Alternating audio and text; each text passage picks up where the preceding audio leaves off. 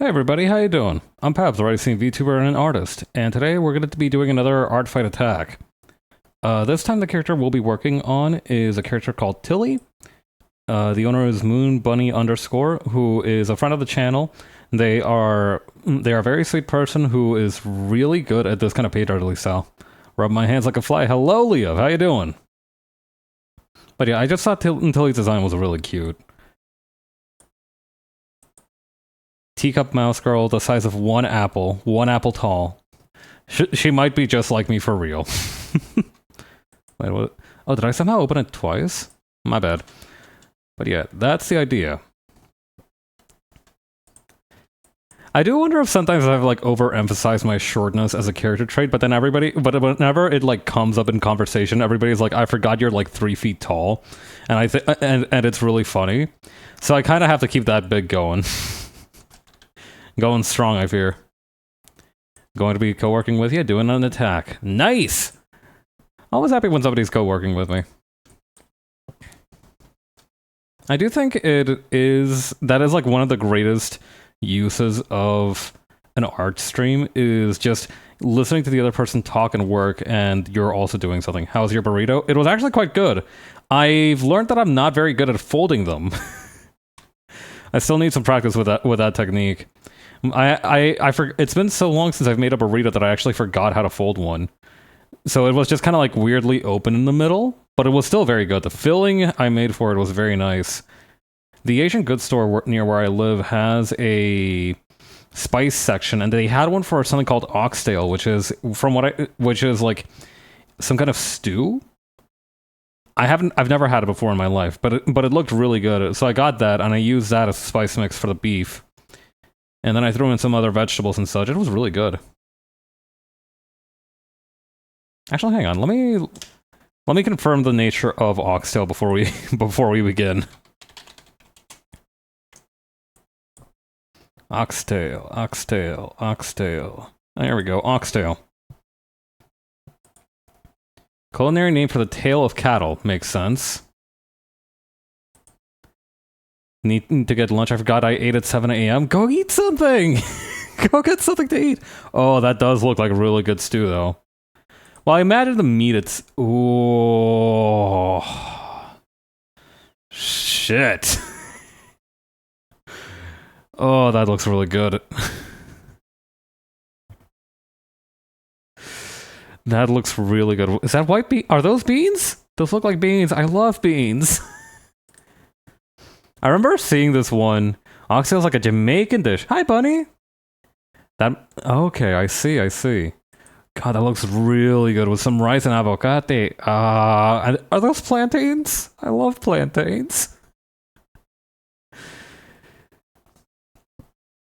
Oh my god, that looks really good. Oh, but this one really knocked me on my ass. I'm so mad. That's not what I'm having for dinner. I'm genuinely kind of angry. That's not what my dinner is. Yeah, the character we'll be working on is Tilly. I wanted to draw this. I like the idea that she was one apple tall. Could be in the future. You do have the spices. That is true, honestly. I do in fact have the resources to make that dream come true.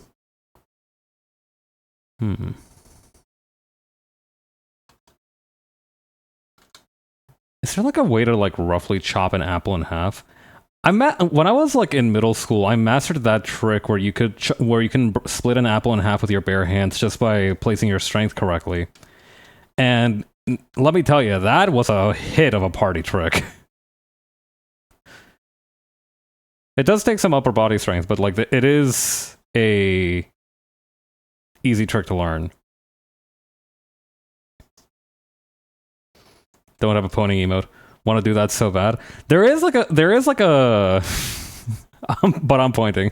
Nice. I'm glad that makes you happy. Okay. Is it bad that I kind of forgot what an apple looks like? Okay, no. So the problem is like the ones that have like this very like almost plastic bottle-y bottom are I think those like Was it Granny Smith? I think it was Granny Smith apples, which I don't really like myself. Hang on, Granny Smith apple. No, the Granny Smiths are green. What are... Hang on. Like, it's a very witchy looking apple. Hang on. Witch looking apple. Green apple is so good. Hang on. Like, common apple species.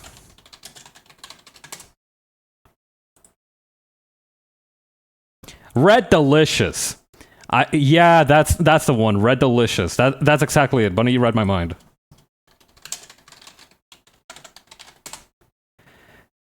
Their taste is just kind of horrible. Like, it's not necessarily... No, I shouldn't say it's not necessarily bad. It is kind of bad. It's... I wouldn't even say it's necessarily an acquired taste. It's just... They taste like apples, but to the left. Like, they taste like what somebody heard an apple tasted like, and then they were like, and then they like tried to guesstimate it. This is like what an AI thinks an apple tastes like. Like, if you ask ChatGPT what an apple tasted like, it would give you a Red Delicious. And it's a shame too, because like the well-defined bottom of it is so aesthetically pleasing, and the apple itself has such a nice luster, such a vertical shape to it that gives it a lot of identity. But it just does not taste very good. Okay, so what other apples are there? I remember there was like a cosmic something or other. Macintosh, Rome Beauty, Rhode Island Greening. I don't think those are normal. Hang on. Gala apples might be the move. Gala apple might be the move. Why are we talking about apple? Oh, I wanted to draw Antilli like inside of an apple.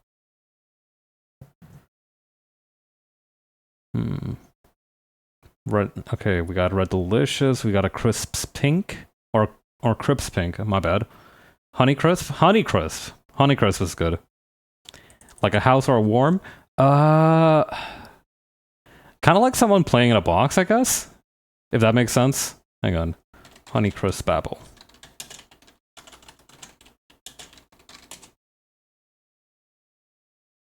Yeah, there we go. Honeycrisp apple, New York Apple Association. It is very validating to know that however seriously you take apples, there is absolutely some association or other that exists in the world that takes it at least 80% more seriously than you do. I don't know. It makes sense. It's one of the most common culinary exports of any country, but at the same time, it's like we are getting way too serious about apples. They do warrant that seriousness in all fairness, but it's like... I don't know, sometimes it does feel like we've lost the plot a little bit.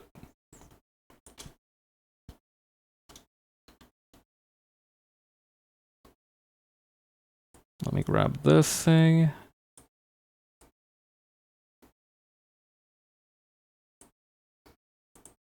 Here we go.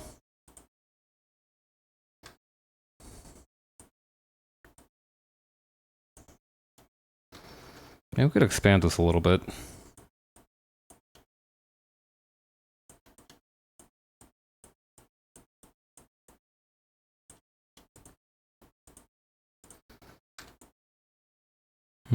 Okay. But yeah, I remember seeing like this animation of like a character dancing inside of an apple. Or like holding up the top of the apple and dancing in between the bottom of the apple and the top of the apple. And it's been on my mind for a little while.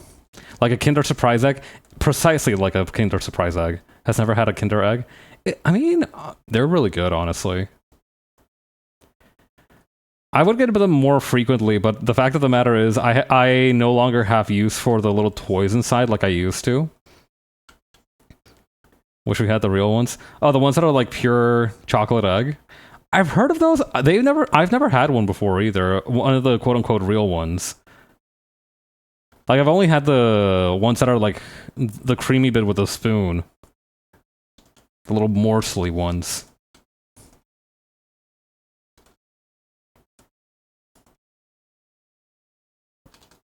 I don't know. It's one of the few foods that I would genuinely describe as a morsel.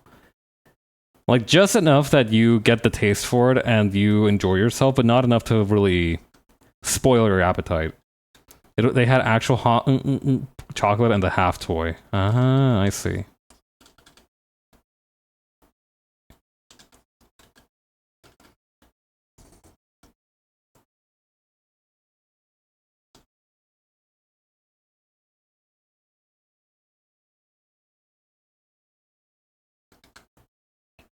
Her little pizzies. Does she have Digitrade legs? Allow me to verify with the original source. Okay, yes, she does.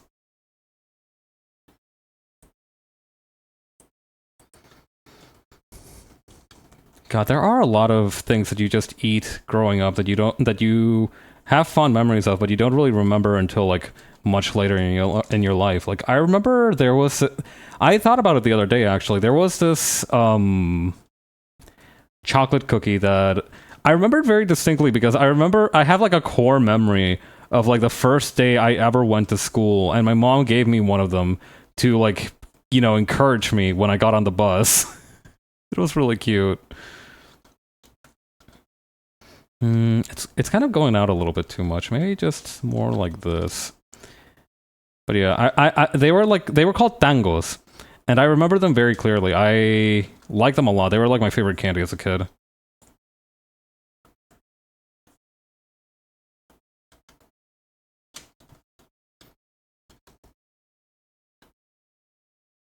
But yeah, I don't know. Sometimes there is just something that you eat a lot in your childhood and you just don't remember until like a core memory unlocks.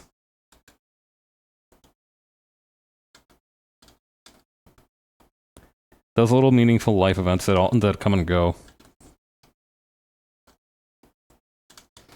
This thigh is a little bit big. Let's scale that down.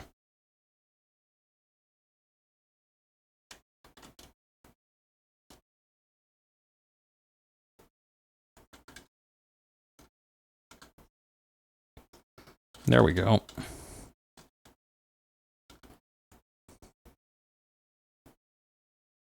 Just a mess of ruffles for the skirt.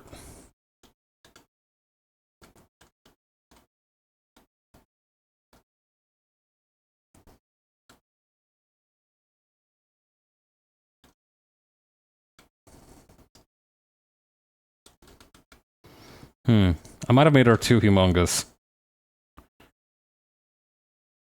Decrease the size. For me, it would be the chicken soup my mother would make when she'd tear off pieces of tortillas and sprinkle them in there.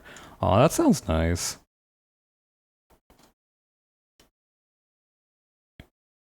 Been chasing that taste to this day. I remember my mom once made... I don't remember how she got her hands on it. I think it was like a specialty store that we just like happened to chance on.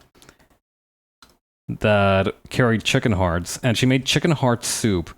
And I never forgot to taste that soup. It was just like so delicious and uniquely flavored in a way that, you know, a lot like that was missing from like conventional chicken soup. I get what you mean. I feel your pain.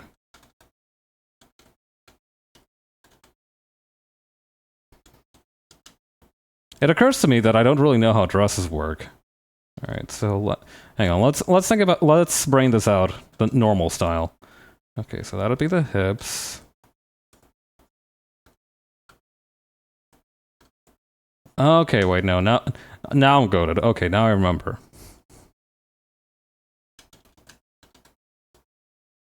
Okay, so it wouldn't quite go there. Love that process of art. Don't know how this thing goes. Yeah, and then you have to like go back, like you have to retreat into your mind palace or like really just like do some. It's very similar to that thing that they made you do in math class, right? Like they make you show your work so you understand where you went wrong, and it really does help.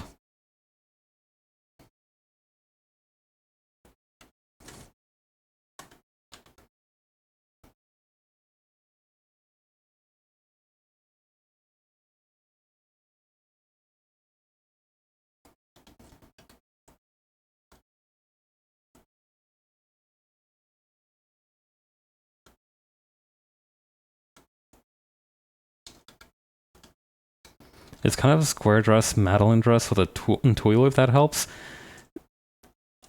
I'm gonna Google each of those words individually, and then I will understand more. Hang on. It's all right if you don't know how to spell that word, because I don't know how to pronounce it either. But I know what I know what you mean, though. I kind of have an idea. Okay, so square dress, Madeline dress, twill.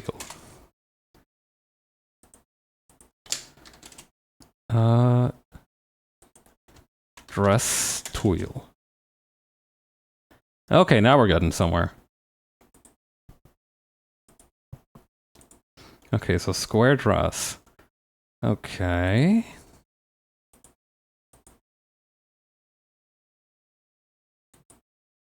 Okay, that helps a little bit. Madeline dress. Oh, from Madeline. I remember that story. Yeah, this kid. God, it's a long time since I thought about that. I remember that cartoon played sometimes when I was in school. Good times.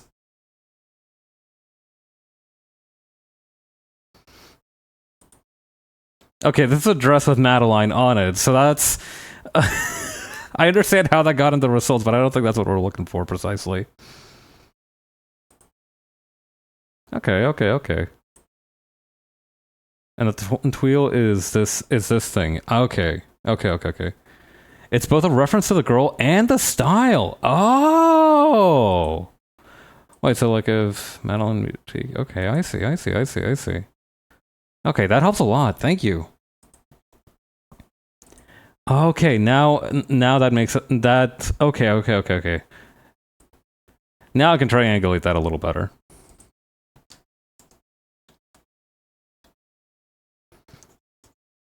Okay, let's get a quick do-over on this. And actually, let me just... Hang on, let me redo the... Let's start with a clean slate, because I think what I might need here is like a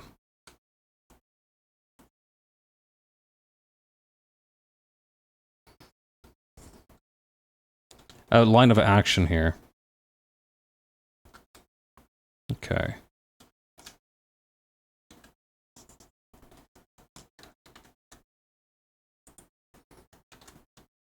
Maybe up the contrast a little bit, so that's a little bit easier to see.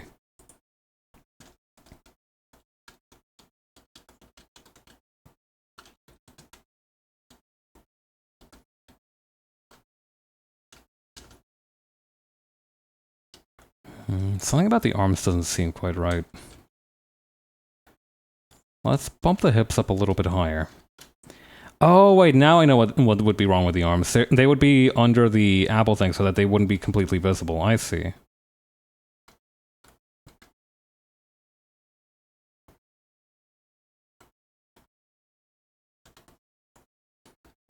Okay, like that. And maybe we do put the body, just make the body a little bit more squat and bring it down a little bit, just so that there's enough room for the head.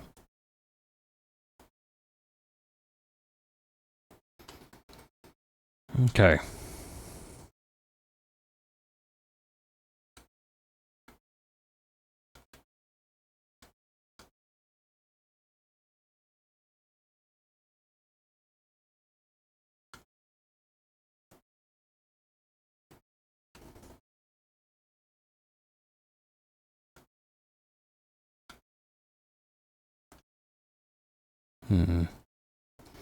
I need to bring in this thigh a little bit closer to the hip. Heck, maybe bring this whole leg in a little bit.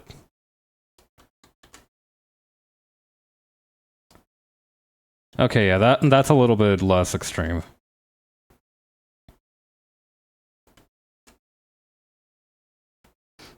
I like that whatever reference I had for the hips there is just completely obliterated now. I reffed a bit too close to the sun.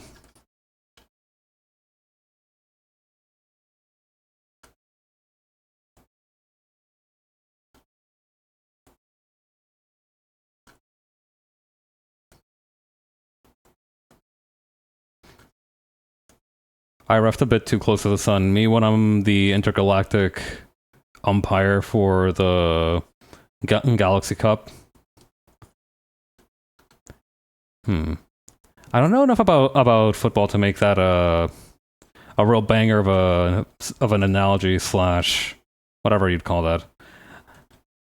With my limited knowledge of sports science, that's about as far as I can take it.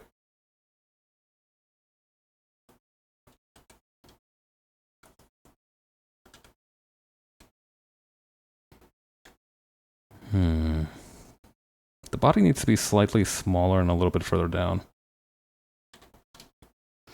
I do feel like that in order to reach some sort of final form, I do need to get at least, I need to become sicko about at least one major sports. Basketball, football, whatever. I don't think I'll reach my true potential unless I'm able to do that.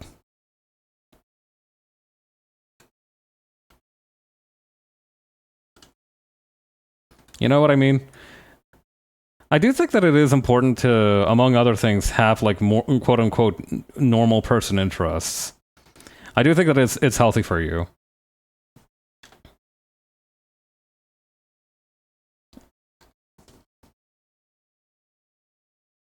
I don't know. I don't think the problem is I don't think I have like the patience for conventional sports. And I feel like trying to get into being like a spectator for unconventional sports is like a poor idea. Since the whole thing is that I'm trying to have a more normal perspective, and you don't really get that in unconventional sports. Like if I got really into robot battles, for example, I wouldn't be able to like go to a sports bar the way that I would want to if this initiative was achieving what I wanted it to achieve. Gotta get a guy you're obsessed with to get into it. That's not a bad idea. Honestly, that might be the move, because like I learned about like Shohei Ohtani for the like I've heard the name Shohei Ohtani before, but I didn't hear about it until like I found out that his translator at one point tried to embezzle a bunch of his money into like sports gambling.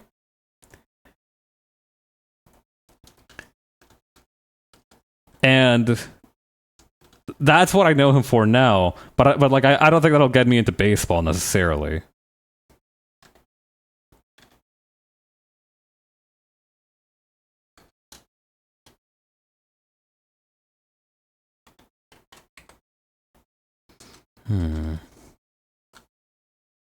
I remember in high school, I actually did end up following the Twitter account for an Olympic weightlifter, because she was just like a real strong lady.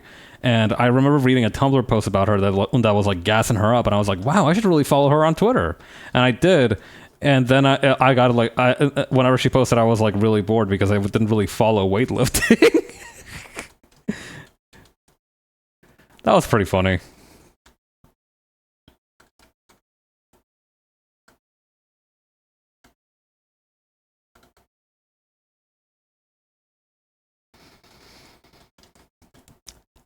It is true that like super people who are like super into one specific sports guy just do seem to have healthier lives. I don't know, something about the fact that your idol in life can fail you, and frequently does. Like, you know how everybody in like the NBA and everything has like one dude that they're obsessed with, and whenever that one dude fucks up or gets shut down, that's they have to live with that. They do have to kind of just live with their idol's failure. I think that's healthy for you in some kind of ego resilience sort of way. It couldn't hurt it, and at least I don't imagine it could. Drake fans every day.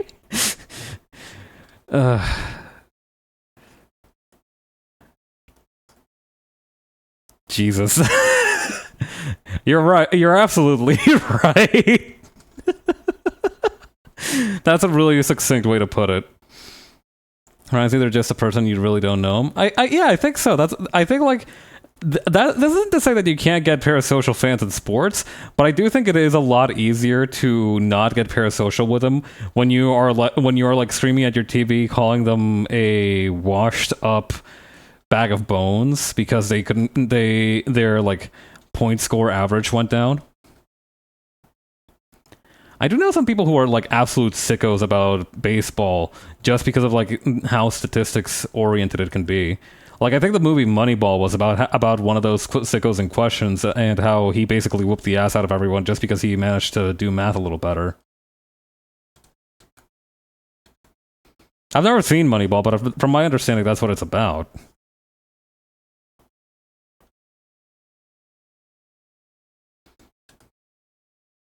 It's like The Big Short, but for sports science. The Big Short being another movie I've never seen before in my life.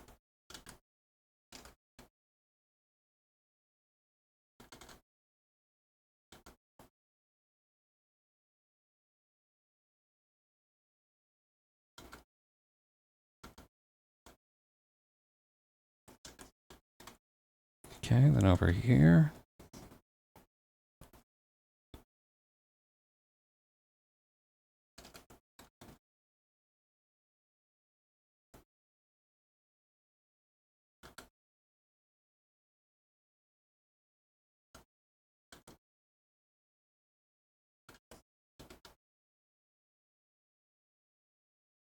Okay, and then the tail's gonna curl around back here. There's an ice skating movie about a girl who does science to figure out skating. Awesome. That's what I like to see.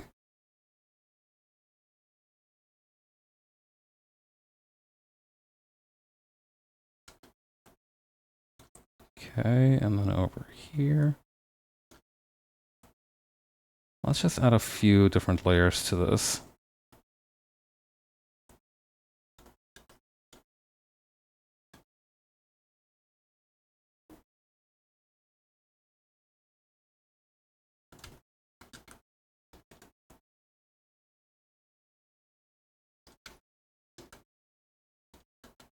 Okay, and then there's gonna be like a hem, not a hem necessarily, but a stitch here.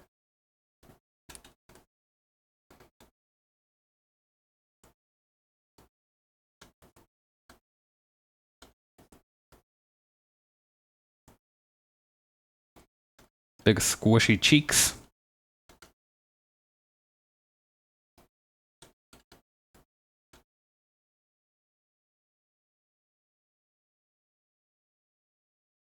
Do you remember the name of the ice skating movie off the top of your head, by the way? That sounds really interesting.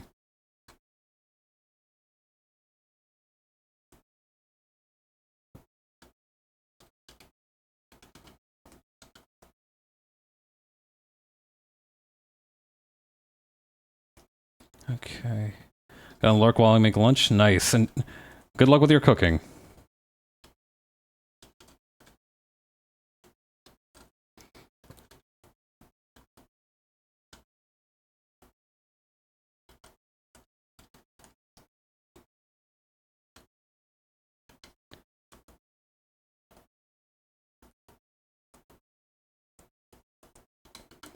Okay, I love hair like this where it's just like a nice big tangle of curls. Ice Princess. Nice. All right, let me look that up real quick.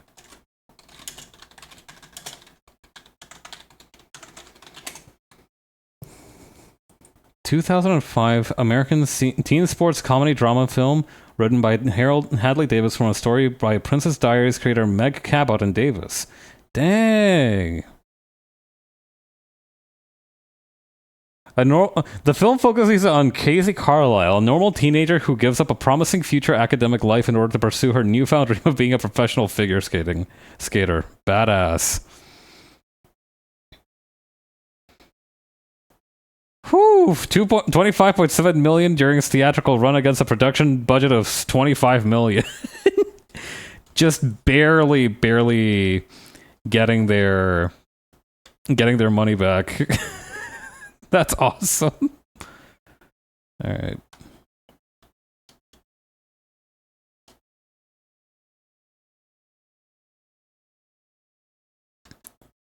Wait, no, I'm going about this the wrong way. The whole problem is that the... Unless... Hang on. Unless I curve the apple upwards as well. Yes. Okay, yeah. Now we're doing something here. I can even bring down the other arm a little bit because now I don't have to worry so much about her holding the whole thing up just directly like that.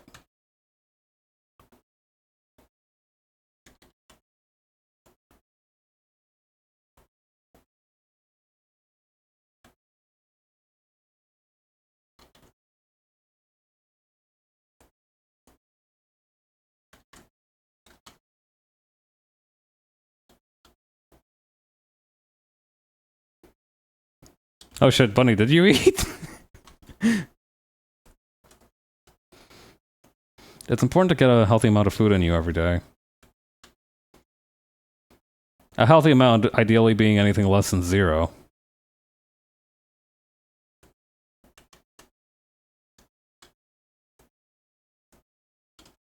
Okay, then bring this around over here. That reminds me, I gotta eat some yogurt or something recently. I feel like I've been neglecting my gut flora.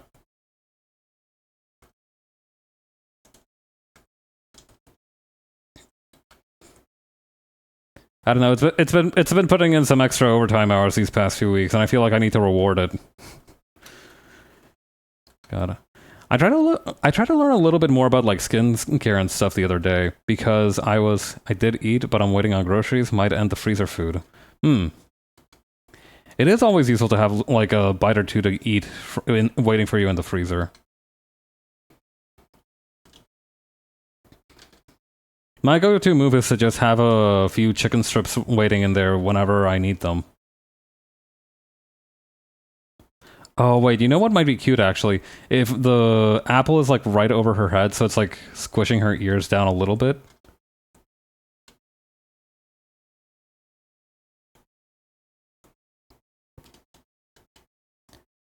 God. What if you were having, like, a sword fight with, like, Komodo Mimi anime animal girl, and, you know, you did, like, an overhead swing to attack, but she caught it with her ears. Like, hang on.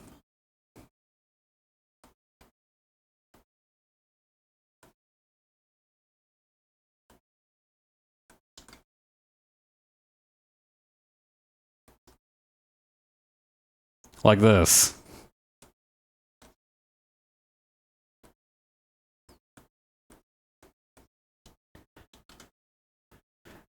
Like, at that point, do you take that as like, I would be very heavily intimidated by that.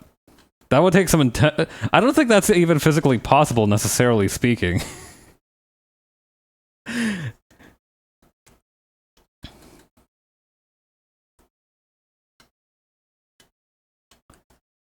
Because I don't... No, wait, ears do have muscles, though. Like, I know for a fact that there must be a muscle inside an ear because animals are able to, like, swivel them around like that. So ears must have muscles inside of them.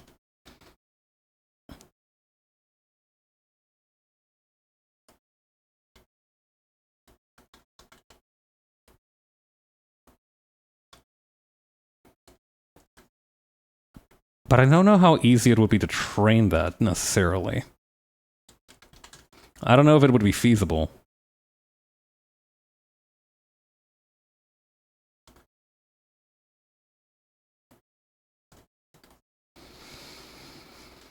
Okay.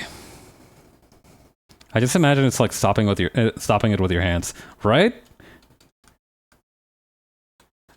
Yeah, I got... Your hands are built to catch stuff, though.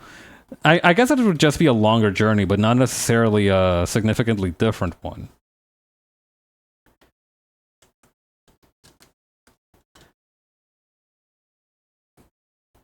Yeah, you know, you would absolutely need the ears of steel to do all that.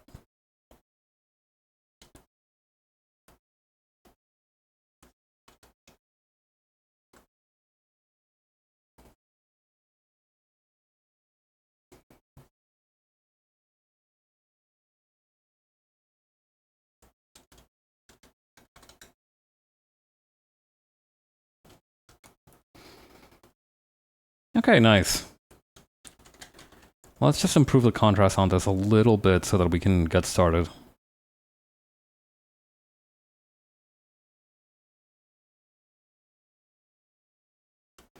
Or maybe, hang on. Tonal correction. Got an idea. Let me grab this color real quick. Add a layer on top. Use the Milli pen to just color in this part here.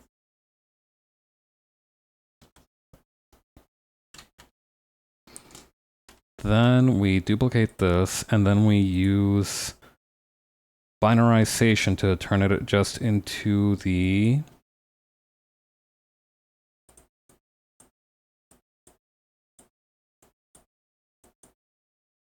these parts here. Okay, let's try that. Nice. Okay, that's looking good. We accidentally have the stray bone here. But we can just, yeah, we can just scrap that out.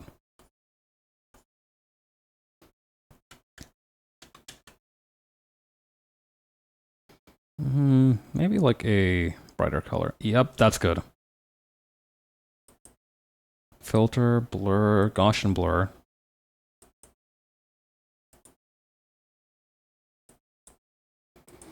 Alright, let's get to work.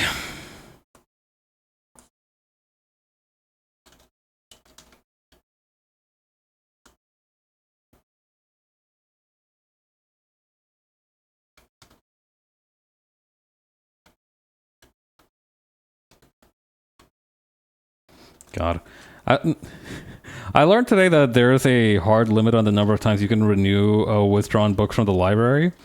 Because I have had these books out since like late May, mid-May. And so of course like it's sensible that I would have to return them by this point, right? Like we're already in July. And it's not rude to keep the other people who are waiting, who would be waiting for the book or would like to read the book waiting.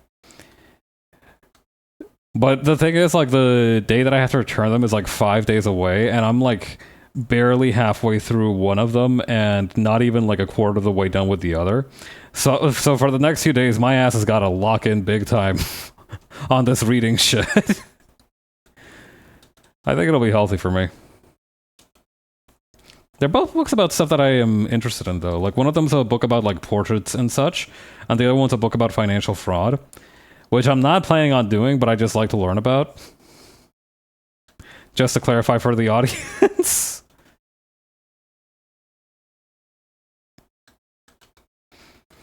I don't know. I just don't think I would be very good at financial fraud. Like, do I have the know-how? No. But do I also have the courage to do it and, like, the knowledge? I don't know. Like, I feel like I could not sleep knowing those misdeeds were just waiting for the... were just waiting for me to slip up. I'm also very easy to read. So yeah, overall, I should stick to leading an honest life. That's probably what suits me the most.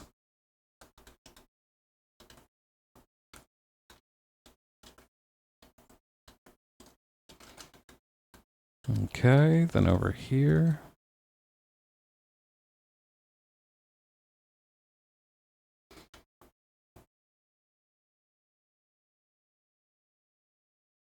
It is fascinating that I have technically gotten into true crime through my fascination with like financial fraud, because this is also technically true crime, but I feel like whenever people hear like I'm a true crime fan, they think of like axe murderers and shit. Like this technically also qualifies, but it's not. I feel like it's outside of that genre, even though it does exist within it. I don't know. It's a funny little gray area.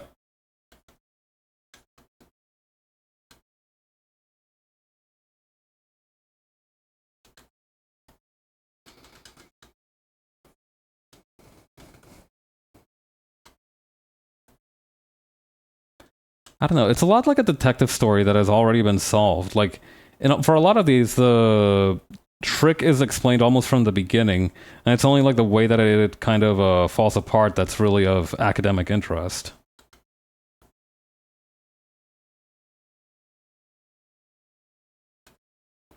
What pisses me off a little bit about the financial fraud book, though, is that the author has a hard time pinning down the sources.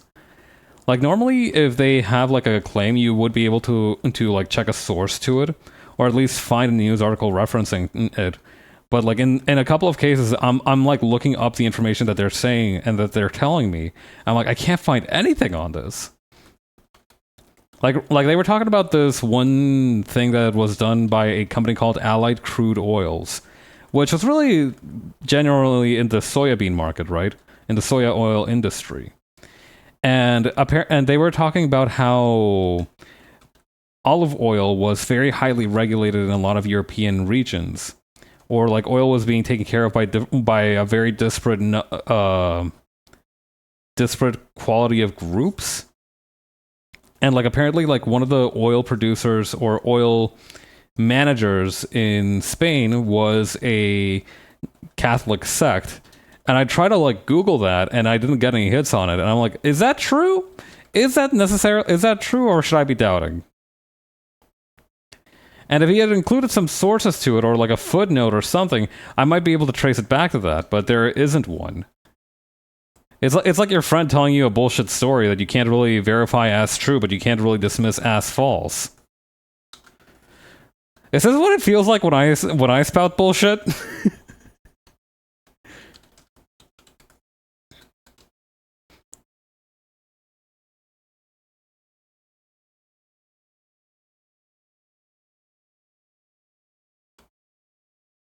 Okay, there we go.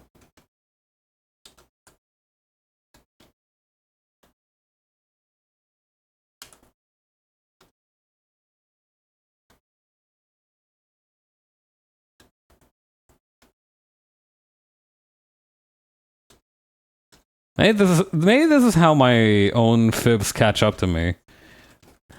I've been bullshitting people for so long that it was about time I got my karmic due.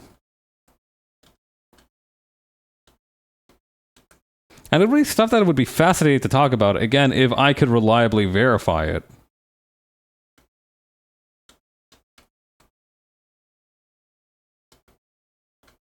Like one of the stories they were talking about was like this carpet cleaning business that was using check kiting to stay on its legs, and apparently one of the people on payroll was this albino guy who was like huge that they called the ultimate white man, and I'm like, that sounds so fucking funny to talk about.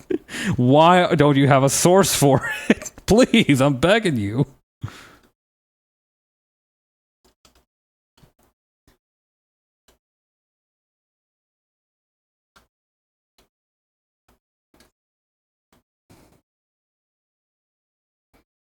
In some regards, I feel like Wikipedia surfing has spoiled me. You know what I mean? I feel like this thing with footnotes would not be an issue if I was just like a slightly less Wikipedia pilled. I've come to have a certain level of expectation from the academic works I peruse. I guess this might have also been the fault of A House of Leaves. Or of House of Leaves. I can't ever remember if it's A House of Leaves or House of Leaves.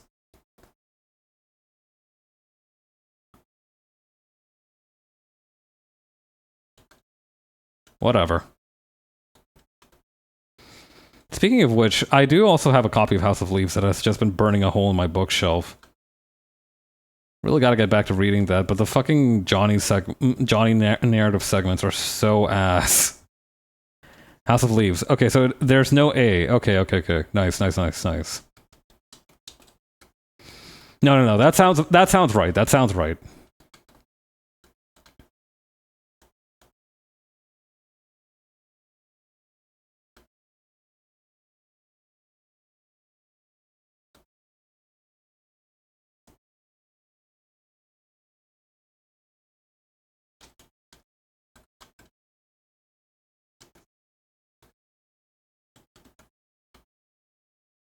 But yeah, the Johnny Truant segments are just unbearable to read about because it's about this guy who really well, no, he doesn't necessarily. No, I think he kind of hates his life a little bit. But I don't know, they're very. I don't know, like he keeps talking about like how he gets into these Dionysian escapades in Southern California, and I'm like, brother, tell me more about that damn house. I don't care about. I don't care that you hit a threesome with some people that you met at a bar. Tell me. I want to know about the about the house. Tell me more about the house. I'm here for the house.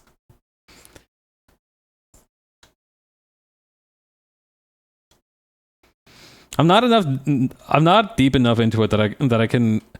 Like, I feel like I understand why the Johnny Truant meta narrative is there, because if it was just a story about the house, it would be very difficult to accurately convey the kind of like ill effects that working on the Navidson manuscript has on Johnny. You know, it like, thanks to those segments, you hear more about it, like how he's been losing sleep, how he's become like this paranoid wreck, even more so than he was previously, how his life is like spiraling out of control. And you're like understanding, oh, it is not a good thing that I'm reading this. And it helps to emphasize that a lot. But at the same time, it's like so exhausting reading through it. Guy whose life is shit and he isn't interested in making it any better.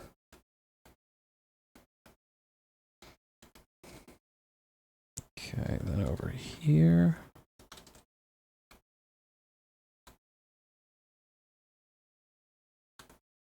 I don't know. Maybe that's part of the intended experience. I tried reading the sample of Midnight Sun and it was like that, and it was like that. God. Hang on. Midnight Sun. What's that about?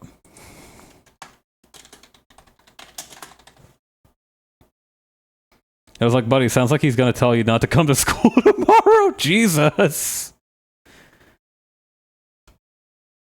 Twilight from Edward's point of view. Oh boy. Okay, yeah, that the dots are connecting. I can absolutely 100% understand how that. Yeah, no, that tracks. That tracks. That tracks.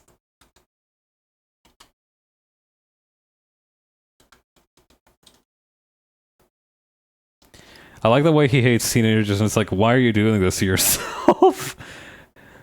That is fucking funny, actually. Dude who's like eternally pretending to be a teenager because like of his vampirism, but he fucking hates teenagers. I don't know. There's something deeply funny to me about that. Like, yeah, when you're afflicted with vampirism, you lose your humanity, but you also lose the ability. But this guy lost something far more precious: the ability to ever get out of high school. What a dumbass.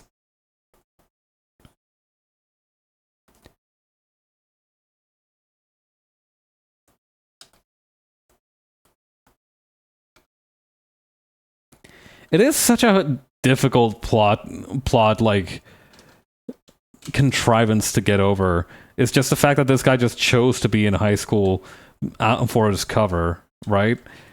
Like, obviously, like, you hear every day, right? Like, there are people who are like, yeah, no, it's a pain in the ass. I look very youthful. My face is very small. I'm very short.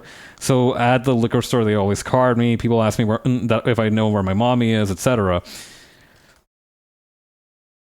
And it's like, those people are living fine, fulfilling lives with that holding them back, brother.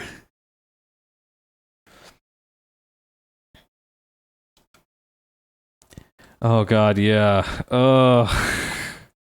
I'm not familiar with Twilight, but that sounds like a mess. My brother actually owned like most of the books in the Twilight series. Just pretend to be a cult or something. I don't know. That would be so much more fun. Frankly speaking, compared to like doing like a nuclear family shtick. Like, I feel like it might be comforting every once in a while to just like act like a normal family with these people that, you know, share the affliction that you've been hit with. I can understand the comfort in that. I sympathize with that. But like, you're telling me that doing that every single day doesn't like make you feel sad or nothing? You don't feel like it doesn't make you feel like the tiniest little bit like you're trying to deny reality? Don't you just want to go ape shit? Like, people already low-key think you're a cult. You might as well roll with it. Honestly, that's the ultimate vampire long con. Establish a be a cult leader very very briefly and just start establishing some shit, and then 50 maybe 100 years down the line, like come out and then be like, okay, I'm refounding the cult, but check it out, I've planted a bunch of this evidence, and so I can be like, as it was foretold, and then I will pull out a bunch of like the receipts that I've been saving since I was like vampire season 20, now that I'm vampire season 80.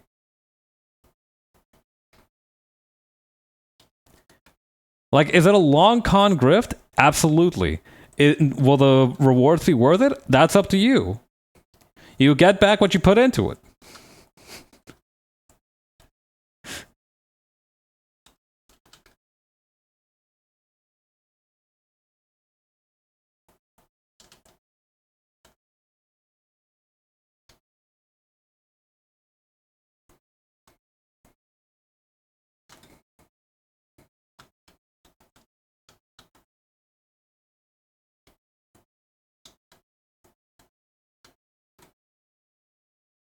I don't know. It is kind of difficult to imagine, like, being a vampire in that you can't die through most conventional means, but sunlight will absolutely kill you. I don't know. I feel like it would be very easy to get into, like, dig yourself into a hole as a vampire. You know what I mean? Like, you accidentally take on too much debt, and now you have to fake your death. But now that you fake your death, like, it's such a pain in the ass to like, do other stuff. Do you not know the Twilight lore? They sparkle. Oh, wait, right, I forgot about that part. I do. I mean, like, conventional vampires. I forgot that Twilight vampires glimmer in the sunlight. I do think that a big issue with the Twilight vampire glimmering was just how it was portrayed in the film. Like, I feel like the idea of somebody just, like, glowing unnaturally could be, like, a big horror bit. A really good horror bit, but it was just, like, such a very slight sheen. Like, he looked... Like, from what I remember of the footage, it just looked like he had put on a little bit too much sun lotion.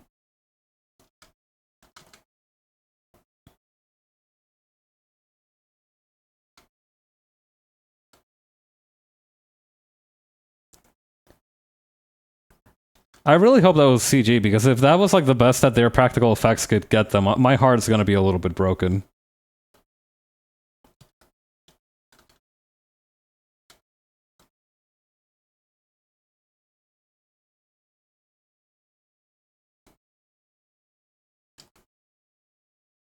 Hmm. Some people might call this a coward's move, but I honestly do think that between being set on fire by the rays of the sun and just sparkling, I would rather take the sparkling. This is the skin of a killer, Bella, and it's just fairy dust or donut powder, right? It's like that. It's like that shiny algae that they have in like in certain bath bombs. This is the skin of like of a lush loyalty program's award member, Bella.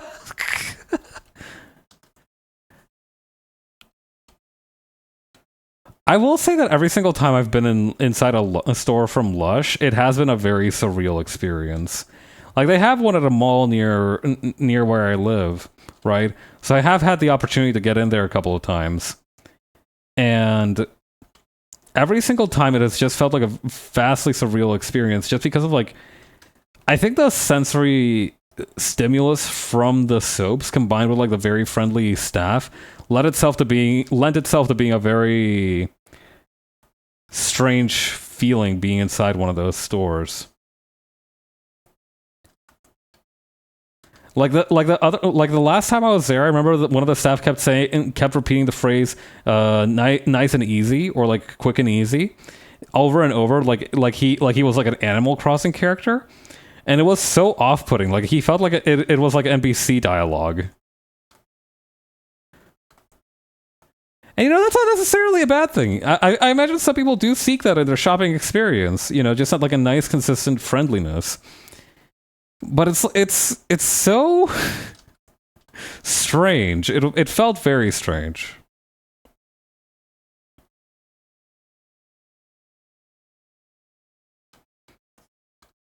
I don't doubt that he was a good guy, though. Like, I feel you know that vibe of like dudes who are, I don't know, there's like this certain vibe that some guys have when you talk to them.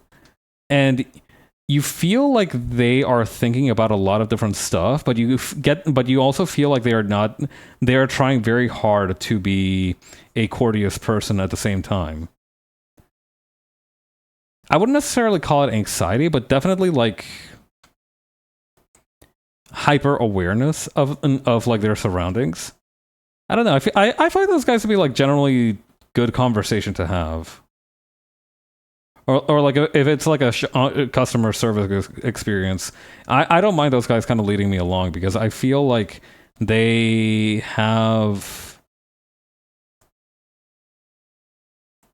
a certain sort of like respect for people that is it's kind of like what you want in somebody who is like helping you.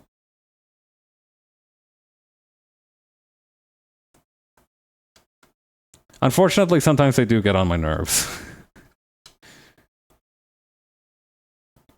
All right, I'm gonna drink some water.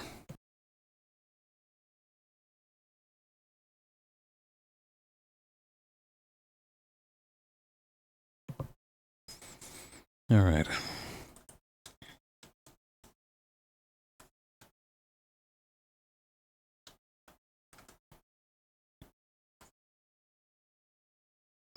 Oh, you know what I should have done? I should have flipped the canvas when I finished the sketching stage. Oh well, too late for regrets.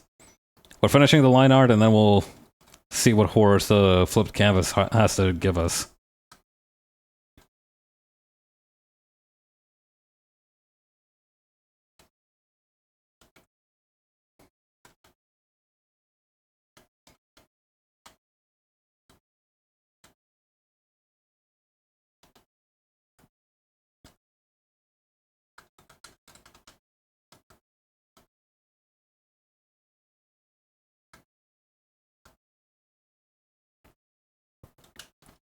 Okay, then over here.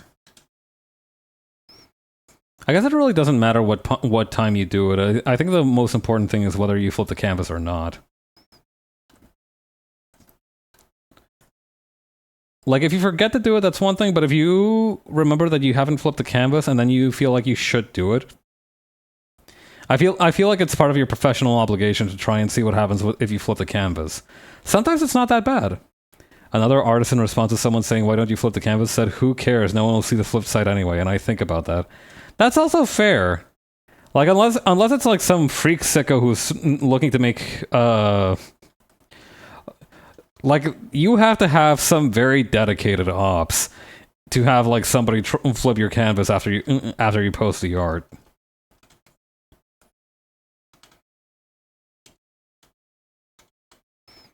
I don't know. For me, I just like the feeling of assurance it gives me.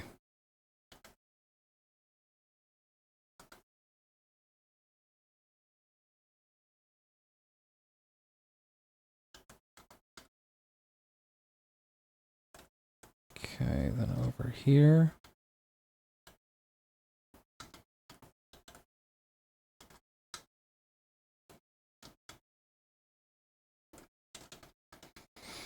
All right.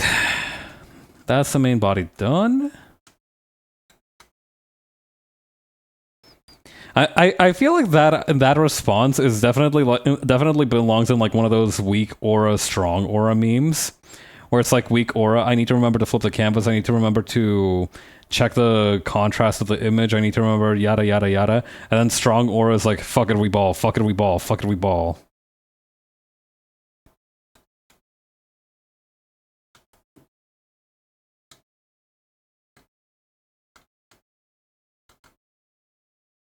Okay, and then over here.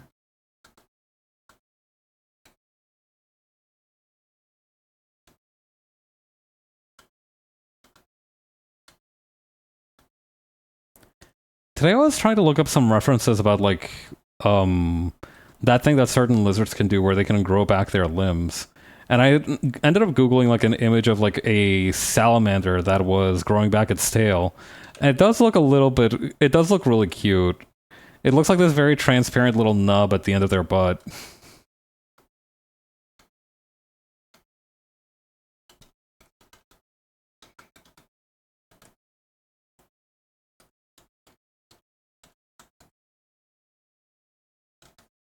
Okay. Okay, bottom of the apple time.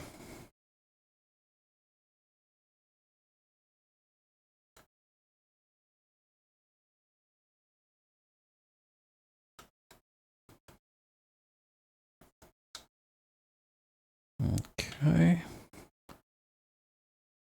The bottom of the apple is kind of the low point of the apple, both in like the sense of like the physical space that it occupies, and also the taste. I don't know, like the near to the top of the apple when you get closer to the core, that still has a lot of flavor, but when you get closer to the bottom, the flavor just really kind of peters out. I don't know. It has been a little while since I've eaten my last apple.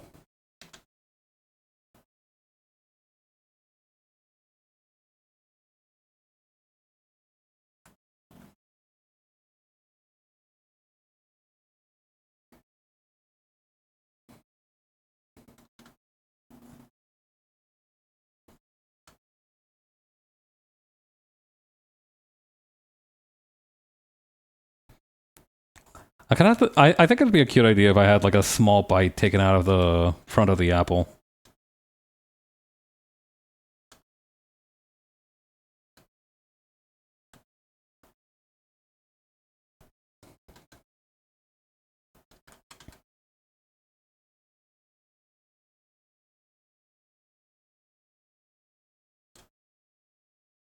Wait, how many? Hang on. Horizontal slice apple.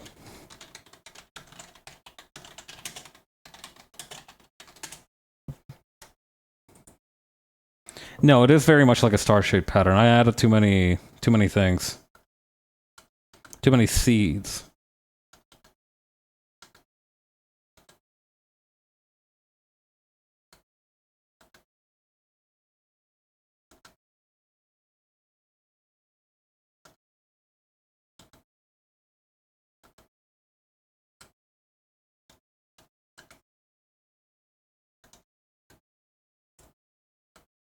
Okay, and that's gonna curve back around.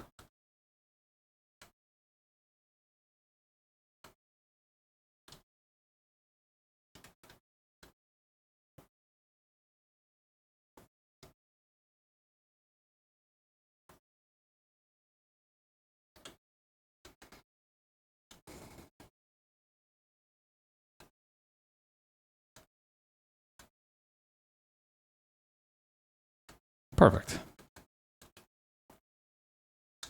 No, not quite perfect. All right, now it's perfect.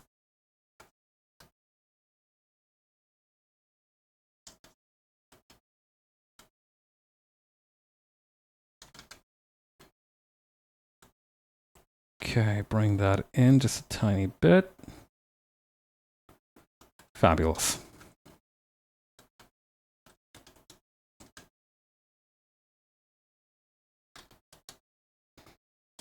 Just bring it down just a tiny bit.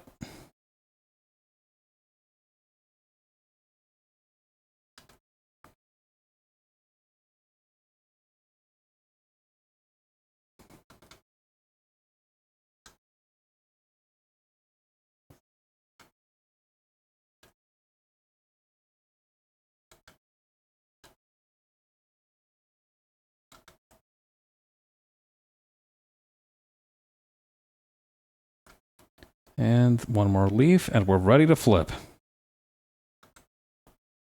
Haha! Not what a leaf looks like. Let's try that again. Alright, now we're good.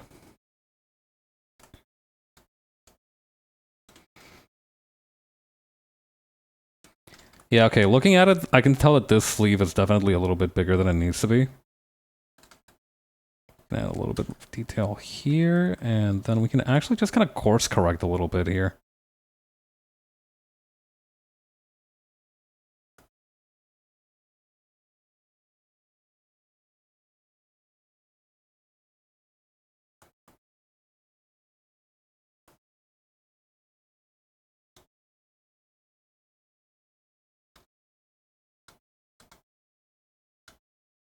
Let's remove the parts up here so it looks more like it's facing upwards.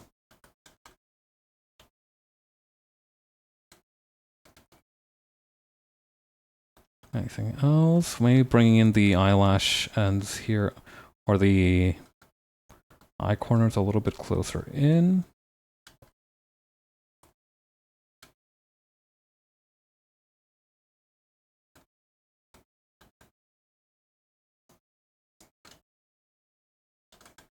Maybe making this like a little wider.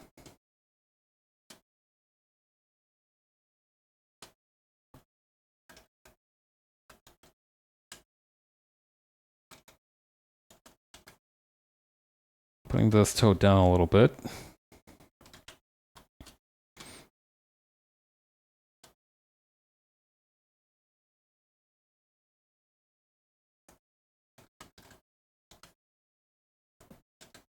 You know what? I do think that given all the fun, weird RPG Maker games that we see now on the market, I feel like there should be a game that should let you fight the Chicago Bean. I don't know, I just think it would make like a really good mini boss or like secret boss enemy. Like you have to like collect a certain number of items in order to like activate the bean. And then once you do activate it, it whoops your ass a little bit.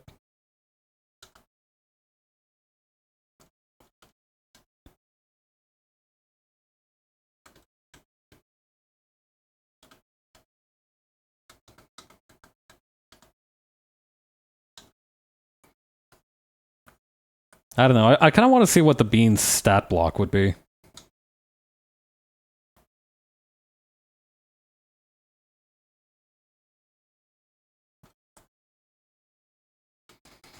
Okay. Is there anything else? I think maybe we can just like curve this part in a little bit more, and that's about it. Okay, we're ready to get coloring. How fun.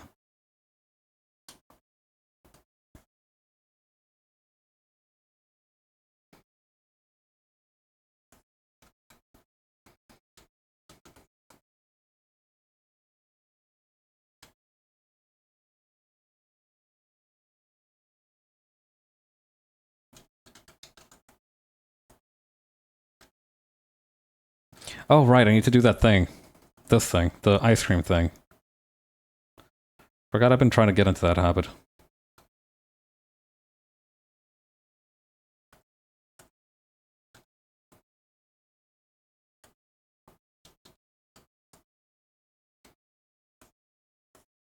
Okay, we can use this lighter color. For the ruffles, I know that they have a technical name, but again, I don't remember how to pronounce that word. So I'm not gonna risk it.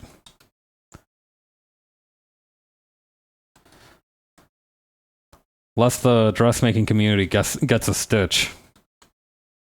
If you'll pardon my pun.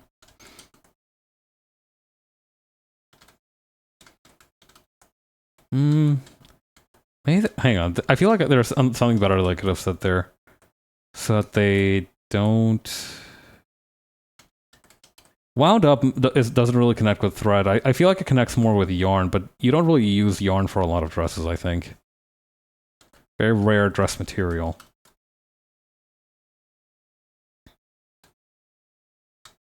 Unless you're trying to make like a full body PJ set. But even then, that's not really much of a dress, is it? It's more like some manner of... To what extent is a dress, to what extent is our footsie pajamas a dress? The greatest thread of all history. Locked by moderators after 900 pages of intense arguing.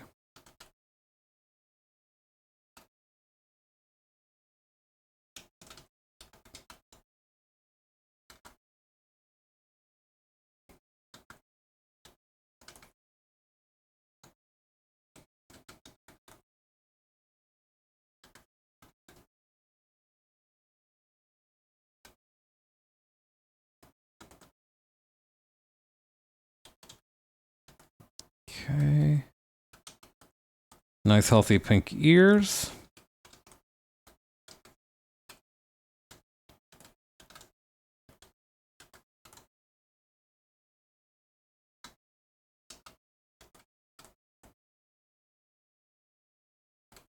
I guess you couldn't see the eyebrows, could you? Let's just get rid of those. They already kind of get in the way there with the pedal and everything. You wouldn't be able to see them very much.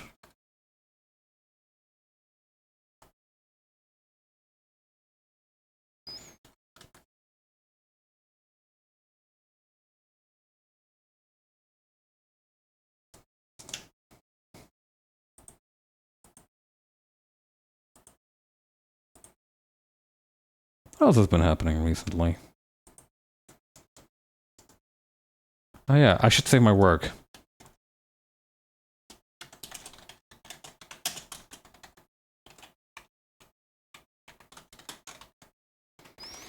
Well, I'm sure things will start picking back up again soon.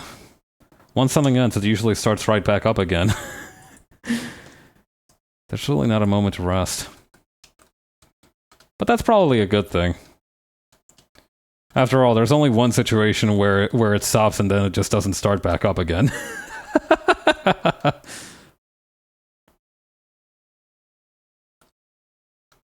Ooh, that's a bit too red, actually. Let's bring that down just a little bit. That's a little bit too much towards orange. What the hell did a Honeycrisp look like again? Ah, right, there it is. Okay, so it is surprisingly more towards like this kind of like core red-ish color. Or at least in this place it is.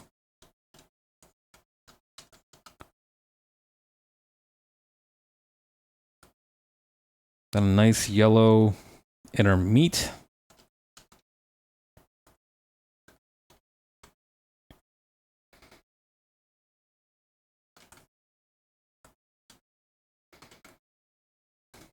Oh, there's actually a spot that's weird up here. Oh, let's use a similar color for from the head petals.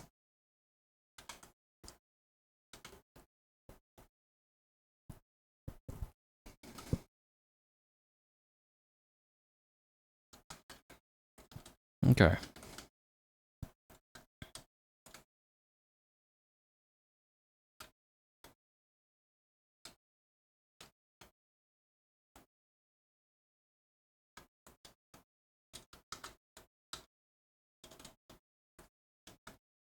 Okay.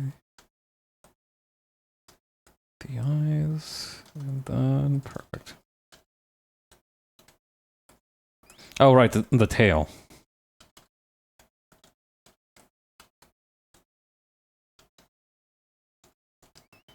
Nice.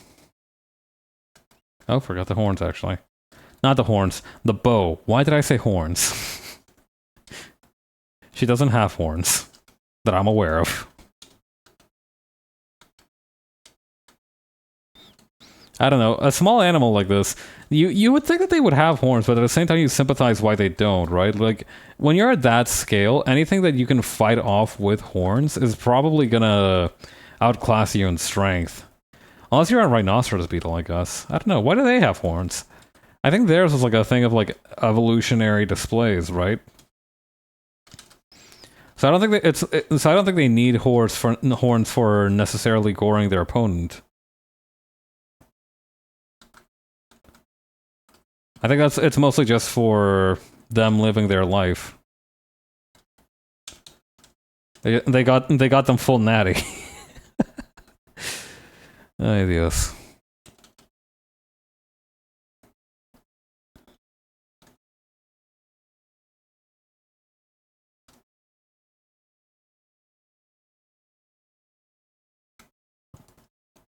Let's do some small little changes, like maybe making the bow a slightly like more vivid brown. Or like this kind of ochre color.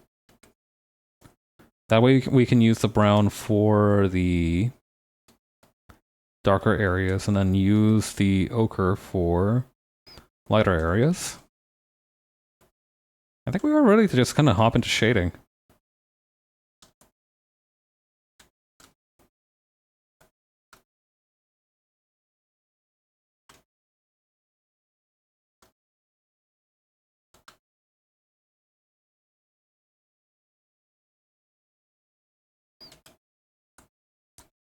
For this hair, I'm gonna take an approach that's like very similar to how I do clouds.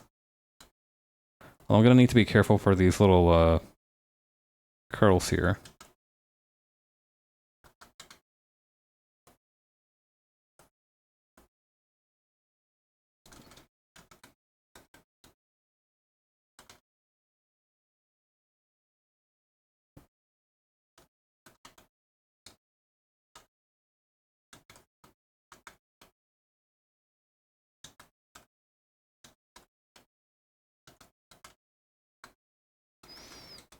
Nice, okay.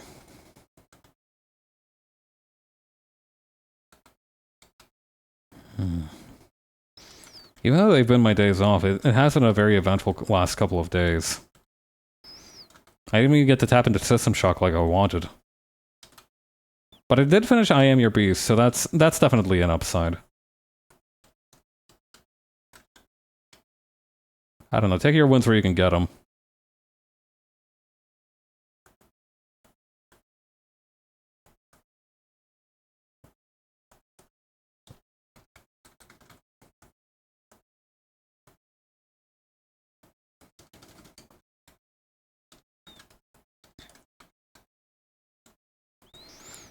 I'm kind of 2 for 2 on characters that I'm gonna have to draw with like a full thing of shadow over their eyes.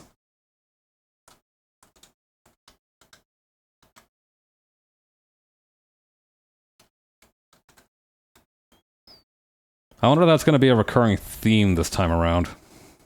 A motif, if you will.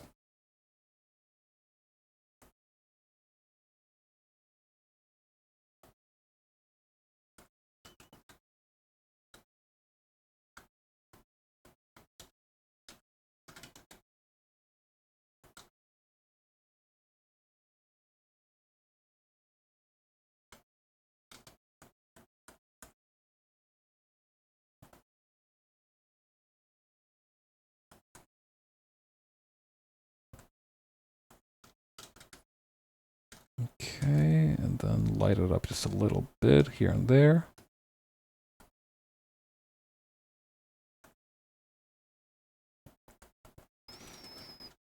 There was a book on that, one of the books that I was reading, that one about like the classical portraits, they talked about a certain artist whose name escapes me at the moment. And they mentioned that his portraits were were very popular because, like, when you looked at them close up, a lot of the texturing that he did seemed to be just like random strokes that were going nowhere.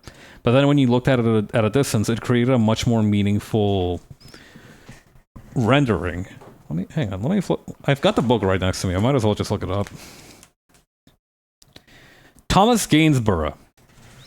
Hang on, let me actually pull up the picture that they used as an example for this.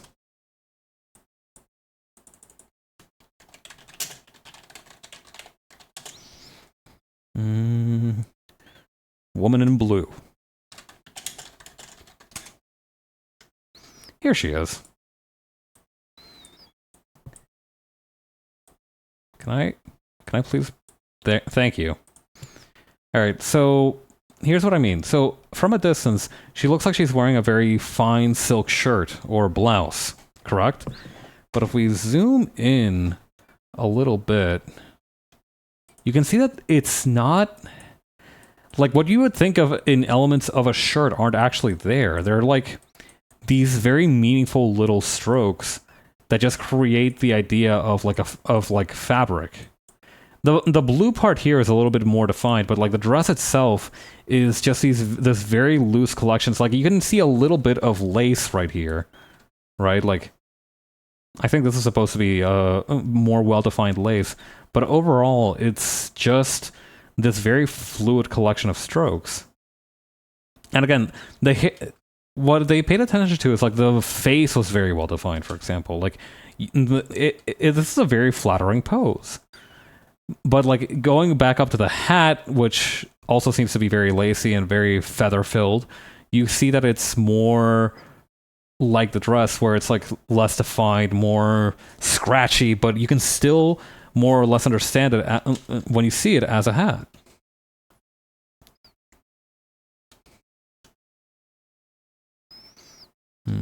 It's making me think that maybe I'm not taking the right approach with this. Let's see.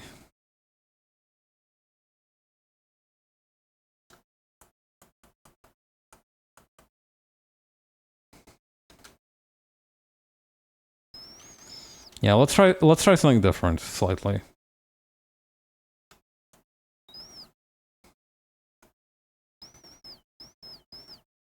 What I was doing wasn't bad, but I do want to rethink it, my approach.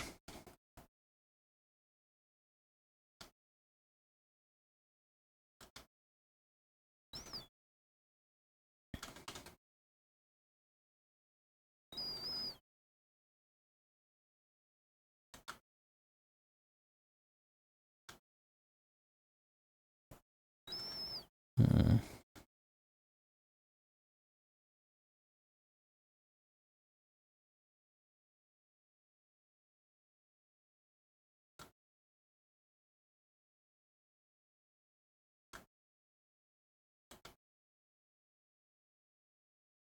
Oops, got a little bit of it on the face. Let's try this.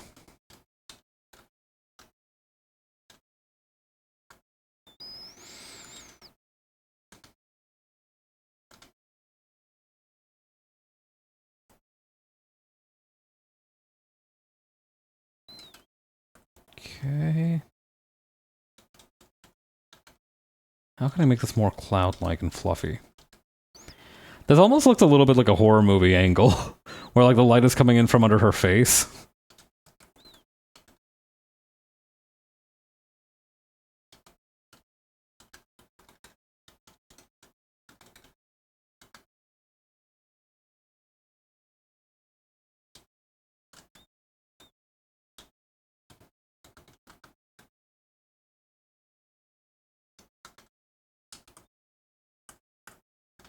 Okay.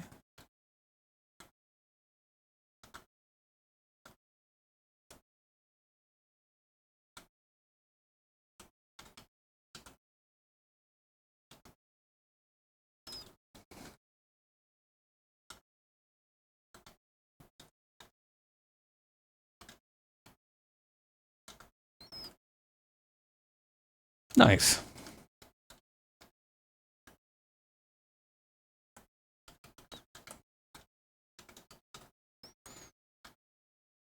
Okay, and then just a few strategically placed curls out of place.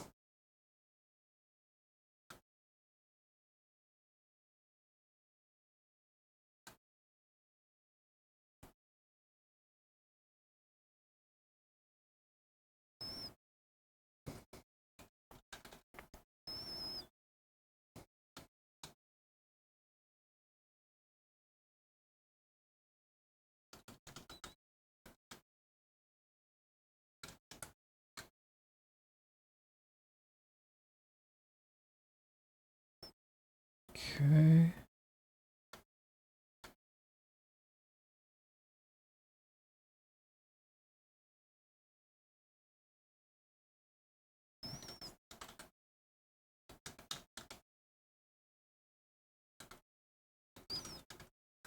Nice.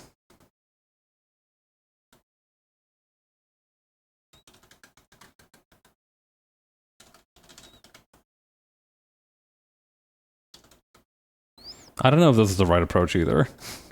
Like, it looks visually interesting, but I don't think it's what I want to go for. Back to the drawing board, I suppose.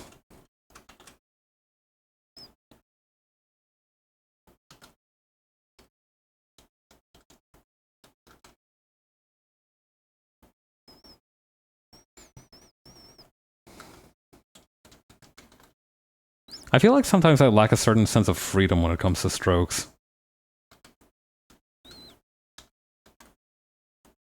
Like, I can't ever let it be truly random. I need it to have some kind of pattern or meaning.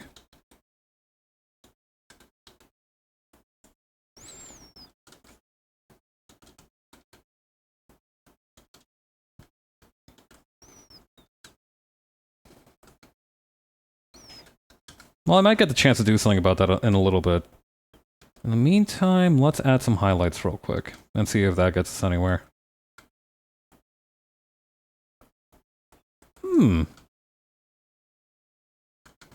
Let's do this on a separate layer, just in case. Because I think that was going well, but better safe than sorry.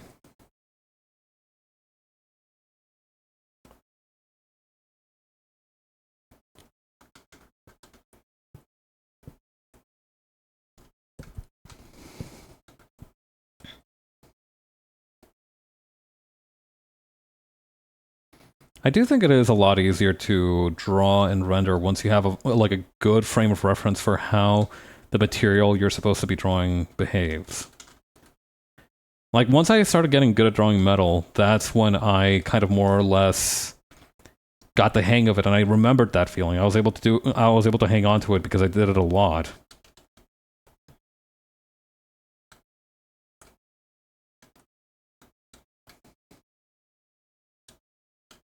Also, that's a little bit too vibrant for the head shading.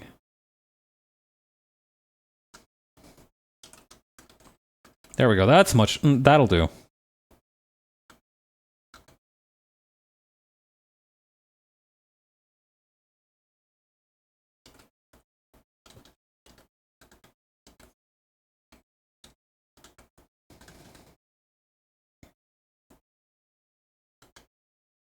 The trick for me is, for textured hair, is following the curl pattern and making a curl pattern to follow.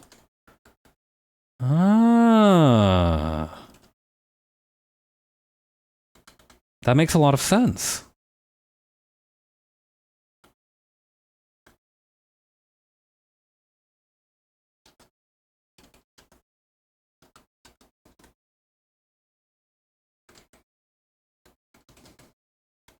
You're right. I was thinking of these too much like clouds and not enough like curls.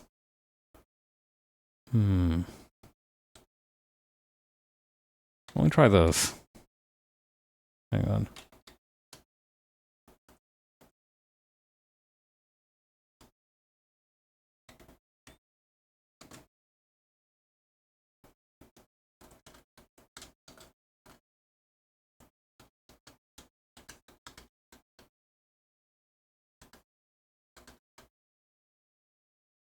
Okay, maybe I'll circle back to the hair at some point. Let's focus on everything else first.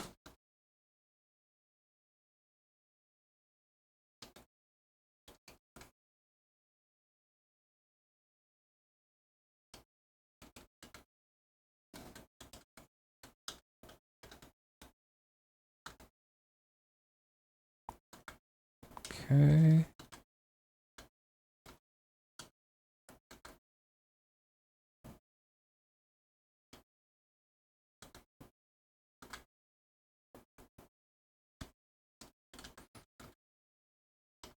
And this one over here.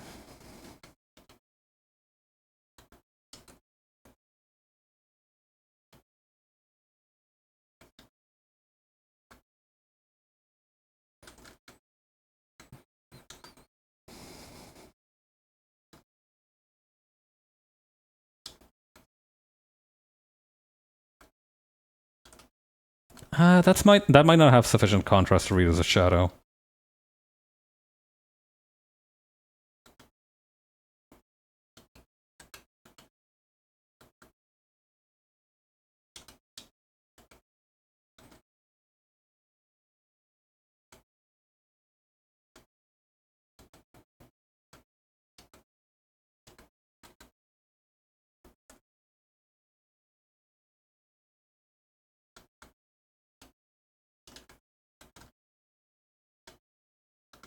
Oh, hey, I missed a little bit of the shading over here. Or about the solid fill over here.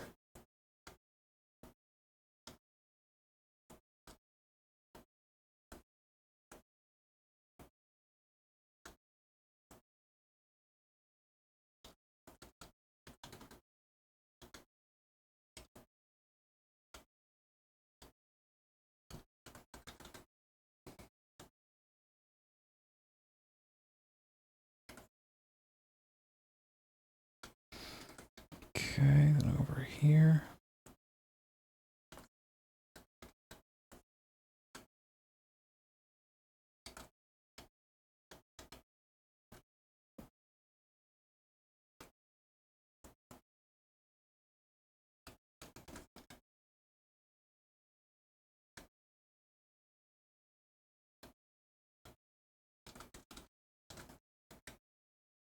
Maybe if I use a soft eraser up here.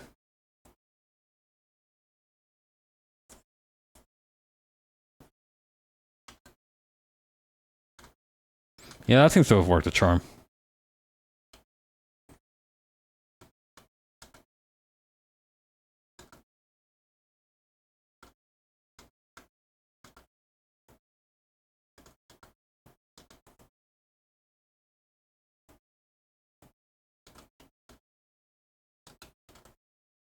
Okay, put this over here.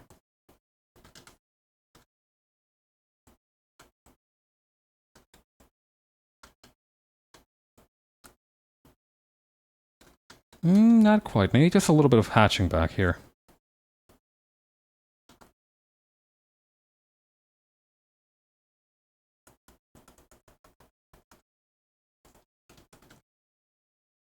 No, that doesn't feel quite right either. Maybe getting a slightly different shade of blue for this part? Okay, yep. I'm liking that.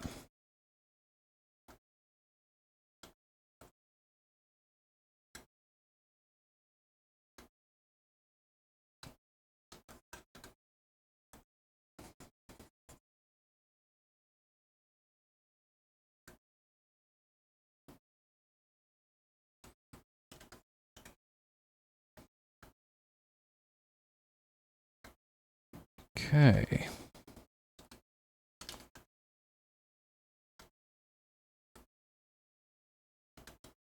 Maybe not. Maybe not that okay. Hang on.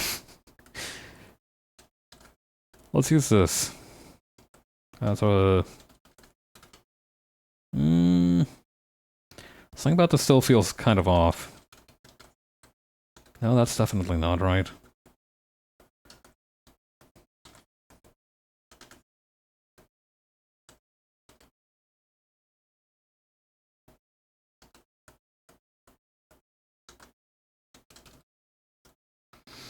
That's something, actually. Hang on. Let's try that.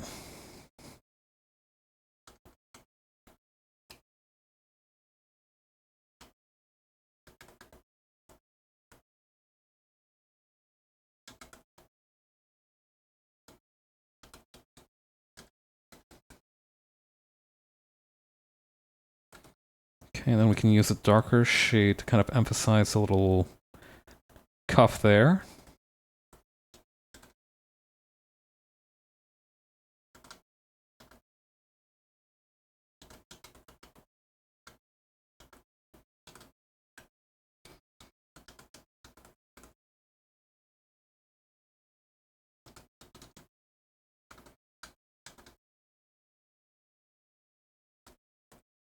Okay, yes, maybe.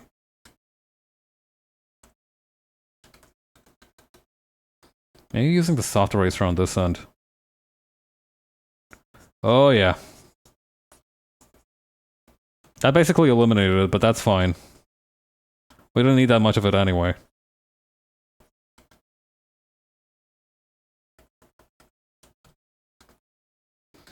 And actually, it might benefit us to have just a slight little bit of a highlight here.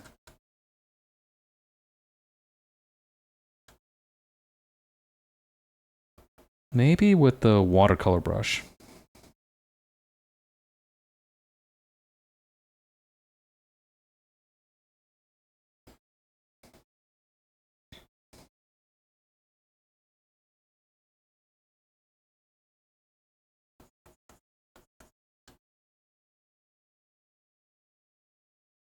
Maybe a little bit more blending.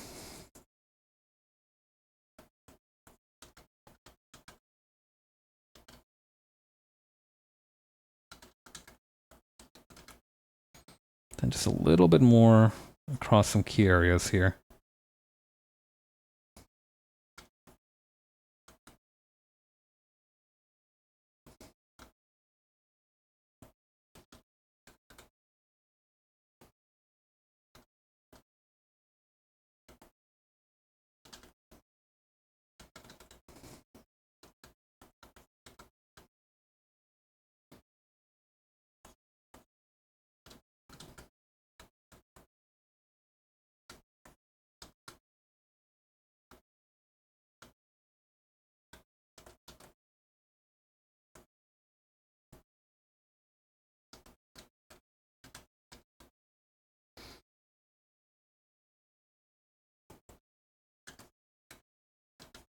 Okay, and then bring this down here.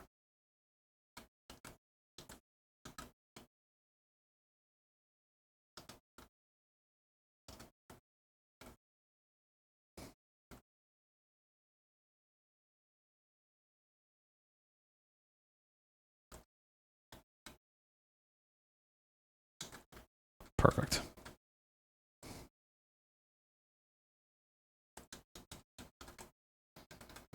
Actually, I should cut off a little bit of this wrinkle here. There we go.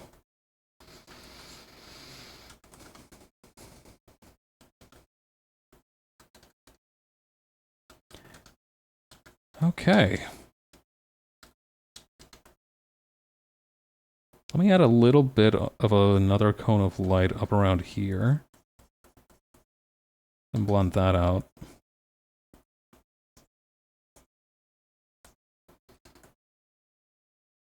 Cute, alright. I'm not so sure about the one that I put up on this arm, though. Let's... Yeah, the right move was to get rid of that.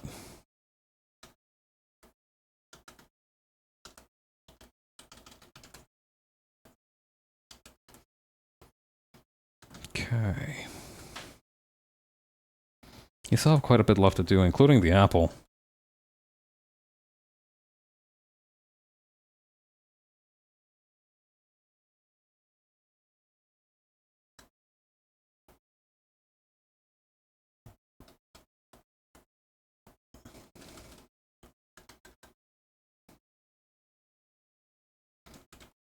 Okay, and then back here.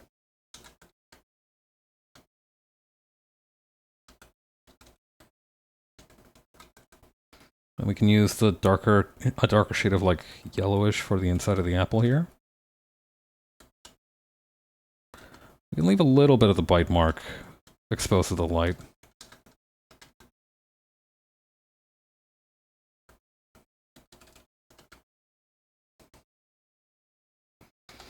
What I could do as well is just very lightly hint at like the brighter color of the apple using one of those gouache brushes up here.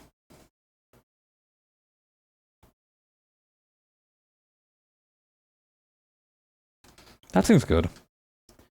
Okay, we can do something similar for the one down here, just using this darker color for the base.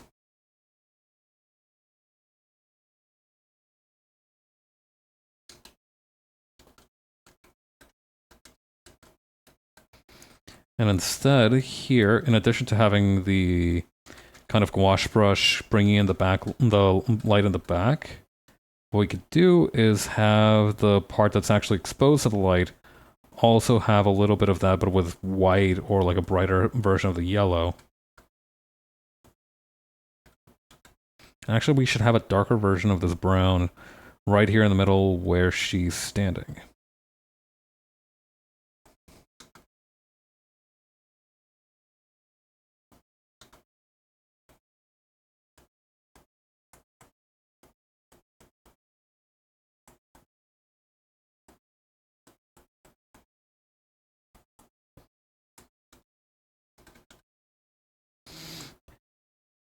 I think our toe color is getting brought into the mix somehow there. Okay, there we go.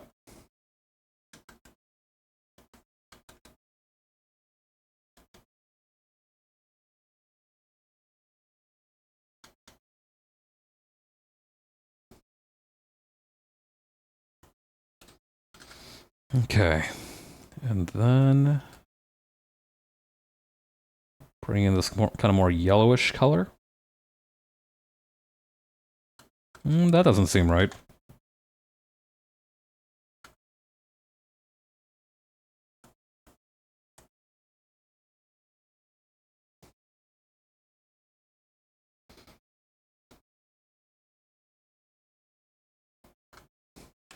Okay, and then grabbing this part, and then using the noise brush, like a spray brush, to add some like white chips to make it look really glimmery. Okay, from there, Um, we could have a little bit of extra shading on the knees here.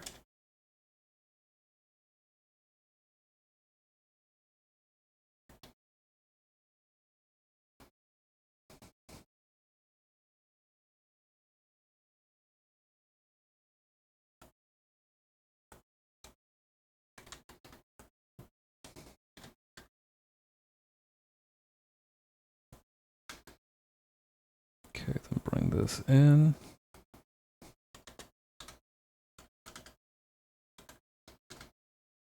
That's all. That kind of like a healthy blush also happens on her hands. Or actually, maybe I should reset the color for the blush because that was using the shaded color.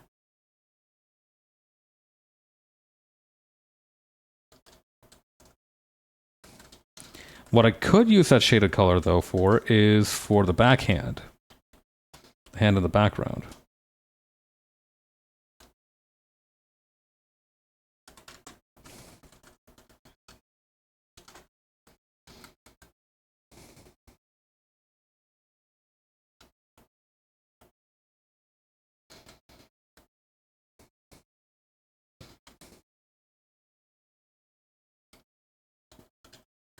I'm all ears. There we go.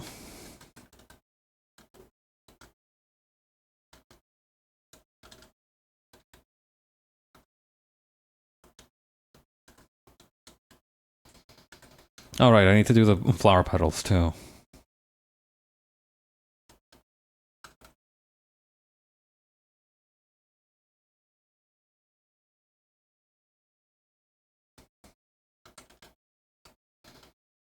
Okay.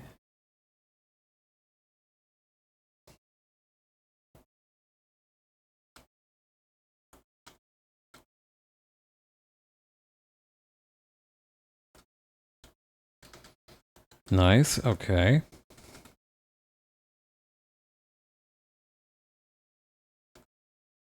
Yeah, a little bit of extra shadow here. And actually what we could do as well is add a little bit of shadow to where the top of the apple is. Because that, the way ambient occlusion works, there would be a little bit of that coming through.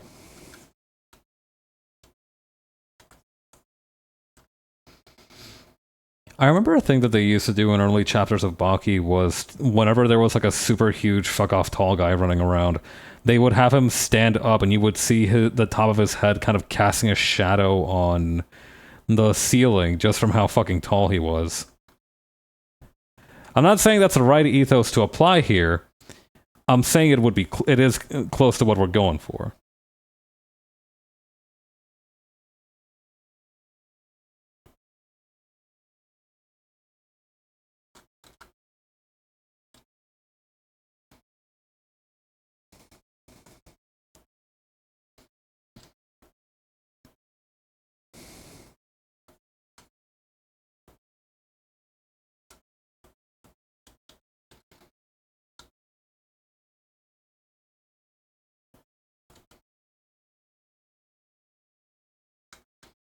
Okay.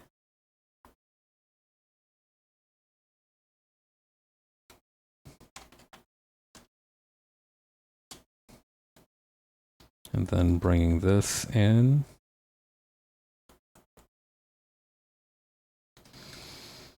Perfect. Okay.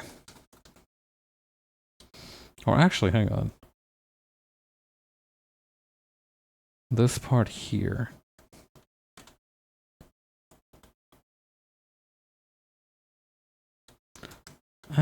Hang on. Maybe we should just add more shadow to it.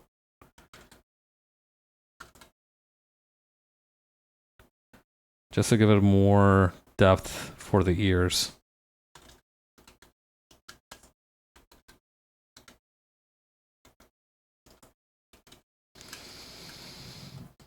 Okay. And then for this, we can use the same shadows as with the ears.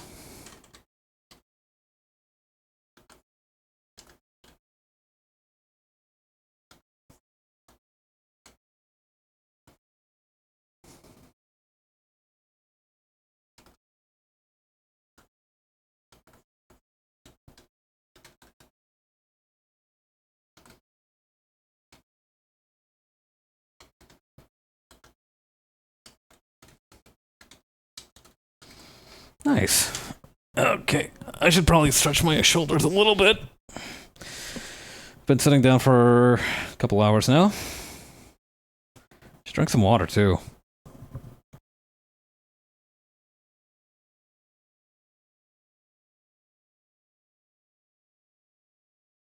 Looking at it from a distance like this...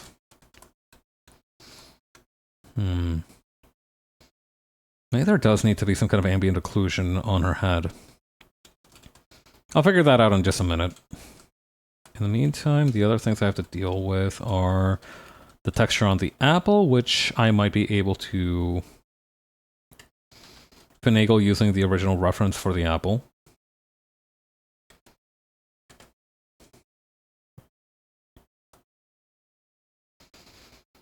Yeah, let's challenge ourselves a little bit and try that.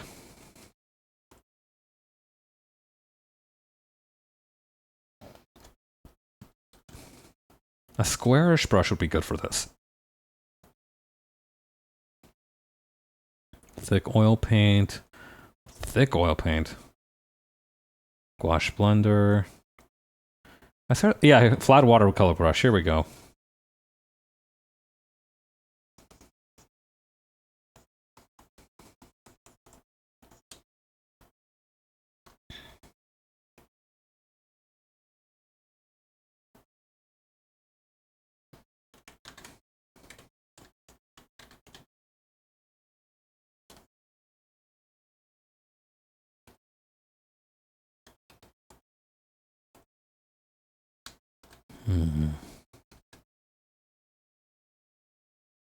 Just gotta keep layering it.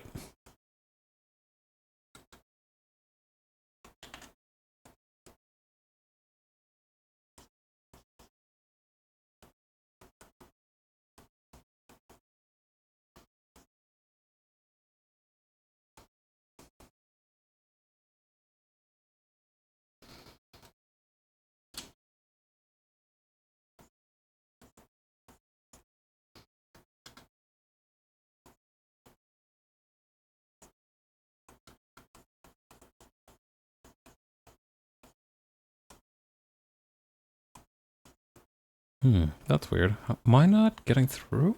Or what is happening? What the? Oh, it's because blending mode isn't darken. Okay, let's do normal then. Oh, that is way more aggro than I thought it would be. Okay. Whew. Time to switch strategies up a little bit.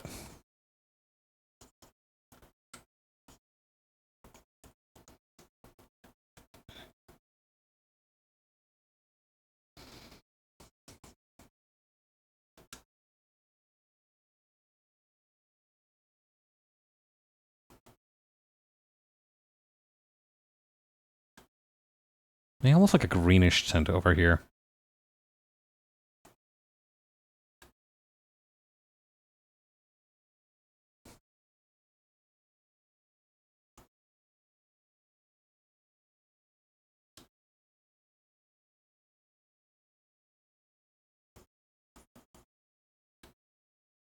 And then just paint over it with this bright red.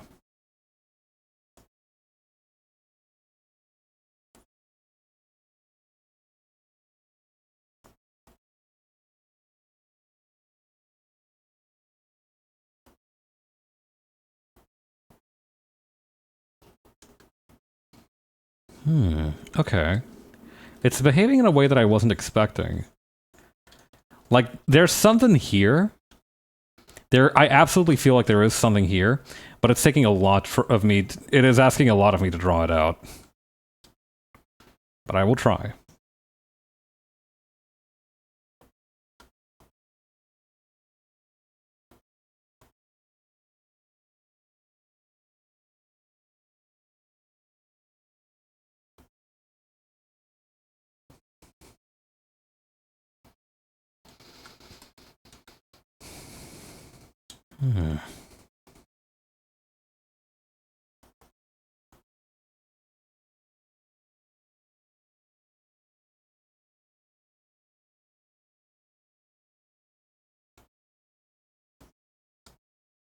Maybe that was when we switched to maybe like a watery brush? Not quite the effect that I was expecting, but honestly, it's pretty good for blending. Wait, there's literally like a... Wasn't there like a blush? Blender brush? Soft bleed. Is there like... Hang on. Darken, multiply... Saturation, color, darkness. Okay, no, this isn't it. Watercolor splash. What's this? Ooh. Okay, just a couple bruises here and there to make it look more natural. Round mixing brush. What's this do? Oh, ho, ho, ho, ho, ho. Okay. Round mixing brush, I was not familiar with your game, but I now know firmly who you are. Wait, no, this is just making the same color that's on my palette. Damn it. That's not what I wanted. There's like a... Hang on. Gouache blender. Here it is. I knew it was around here somewhere. Need to apply judicious and careful blendings of the colors in question. So it looks it retains some of its squareness. It has some of that squarishness to it, which I really like, but it also looks a little bit more natural. Yeah, I'll take that.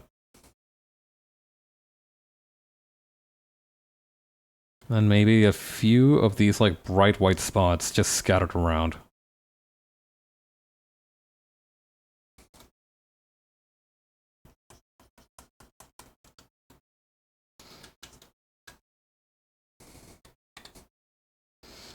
This is kind of fun to do. Like, this whole little blending exercise, that was a lot of fun. I had fun with that. It could stand to have just a few key additional strokes of brightness here and there.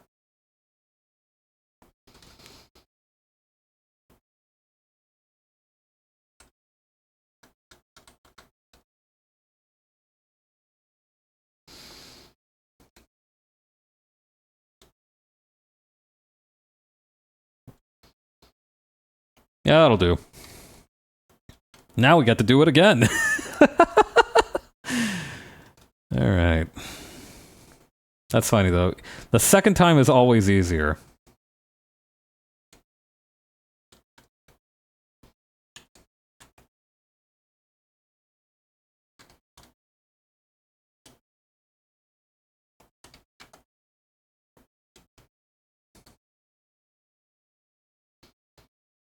At least that's what I hope.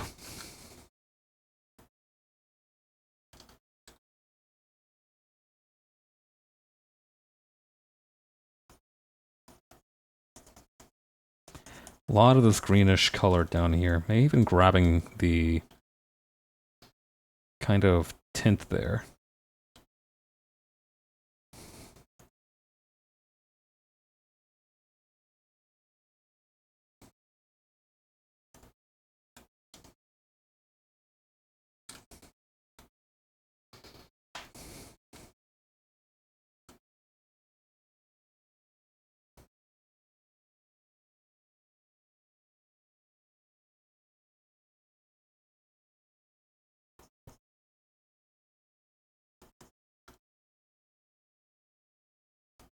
Okay, and just a little bit of this kind of orangish color.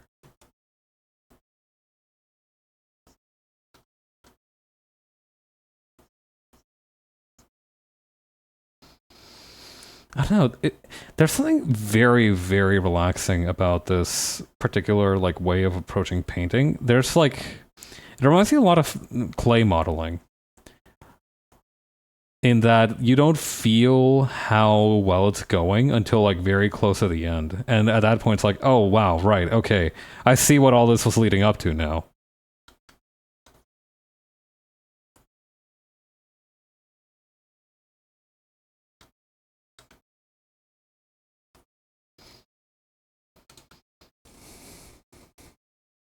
Because I had no idea what was going on sometimes, but like eventually, now, like getting closer to the end, yeah, okay, I see the vision.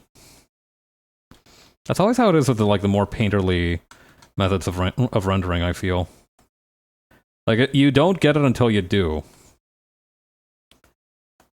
It really is so much more about trusting the process compared to, like, self-shading.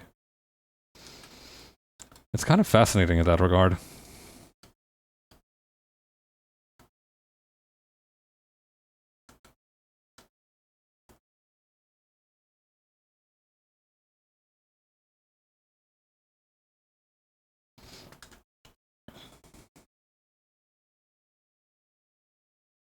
Okay, and then a watercolor brush over here.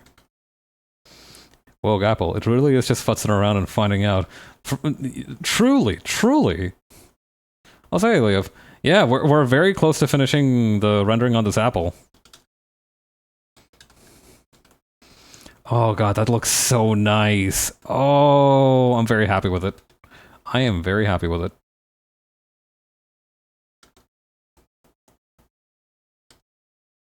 That is also what I find that art fight is really good for, is that it helps you kind of get out of your comfort zone in a couple of situations.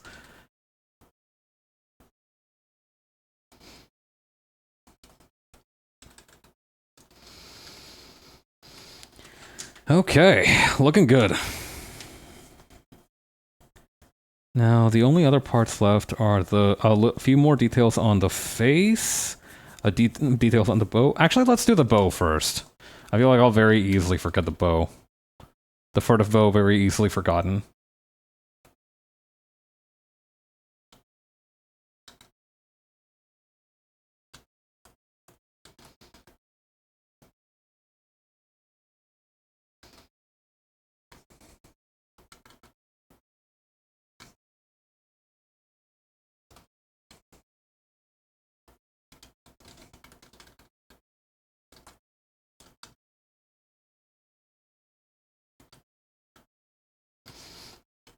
Okay, and then over here.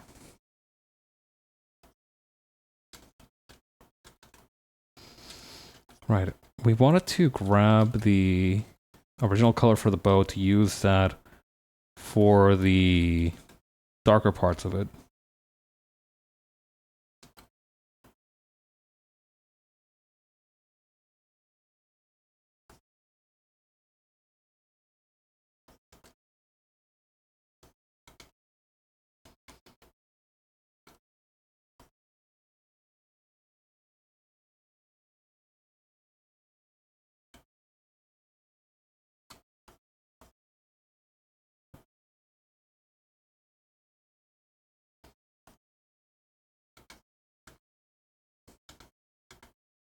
Okay, and then over here.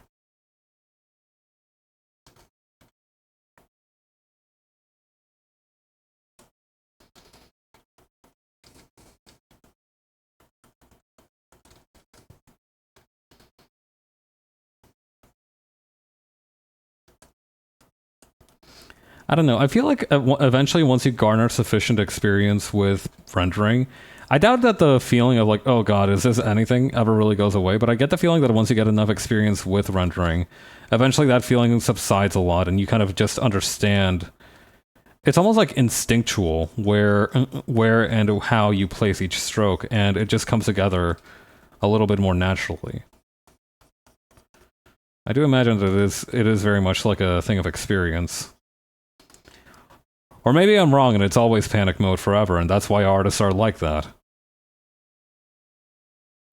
That would explain a lot. Uncertainty in your job can be one hell of a hell of a thing. Hell of a thing to deal with.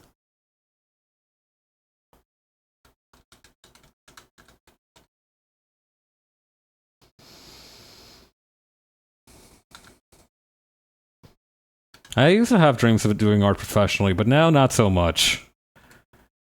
Like, I would like to work as an artist in a professional capacity. I would like to perform professional services as an artist. I wouldn't want to have it as, like, my main source of income.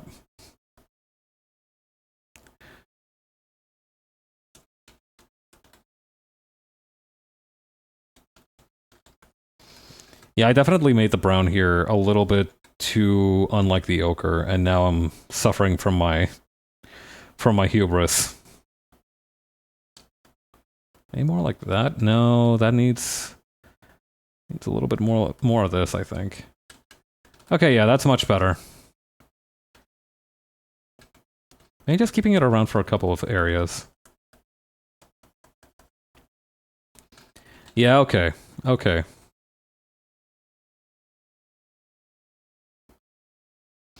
Yeah, I'm happy with this compromise.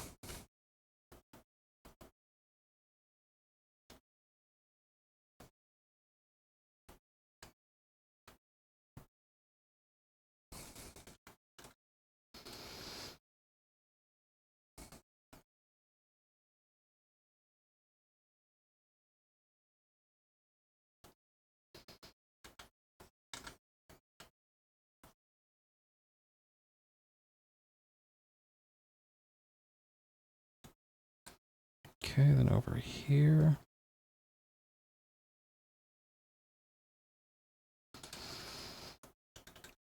That looks a little weird. It looks really weirdly well rendered compared to the rest of the cell shaded out. Oh goodness, what should I do? Maybe if I just use the soft erase brush on all of it, it'll look less strange.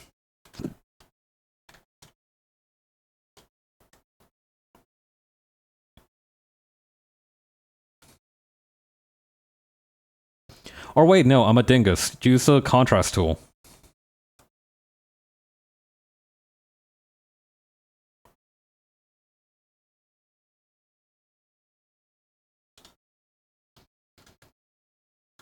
Yeah, it looks a little less weird.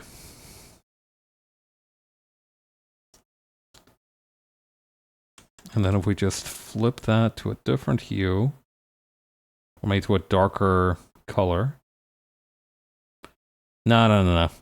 I think we're kind of locked in on this kind of like ochre color, such as it were. But that's fine. It doesn't contrast as much now. It's much more. It feels much more in tune with the rest of it. I'm happy with that. More like if I don't let it go, it's going to haunt me. Which isn't the same thing, but it's close enough.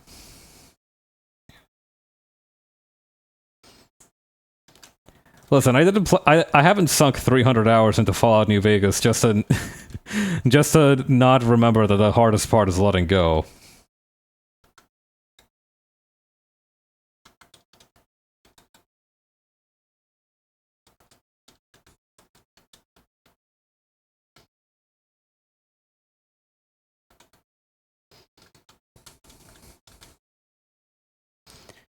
I do still need like a couple more years before like my antojo, my like desire to play New Vegas will also match the fact that I won't remember enough about it to make it an enjoyable and still mostly novel experience again. Still got a couple of years left until we hit that point, I fear. So for now, I do have to talk about it forlornly, like it is a deceased partner or like a long forgotten pet that I still hold dearly. New Vegas used to love running around and then crashing. Oh god.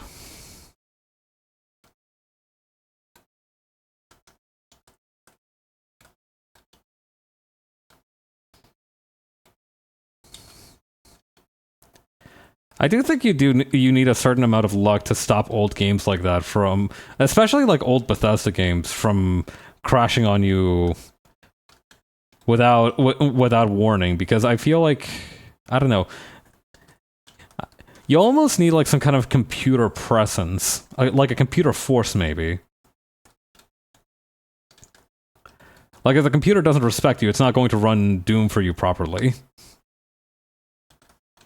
That's why all the people who start running Doom on like John Deere tractors are like mutant mentat mofos who have 5 million degrees in coding and computing.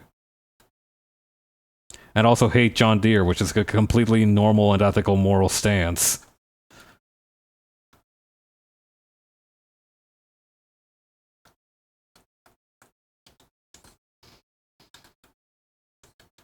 Is John Deere on Twitch? Is the tractor brand known as John Deere on Twitch? Like, can they hear me shit talking them? On the one hand, it's probably better for me if they can, but on the other hand, I kind of want to see how they'll pop back. Like, am I just gonna leave my house to go to work tomorrow and there'll just be like a tractor post like right outside the entrance of my apartment? Just menacingly parked there? I don't know. I kind of want to see. I kind of want to see the kind of lengths they'll go to.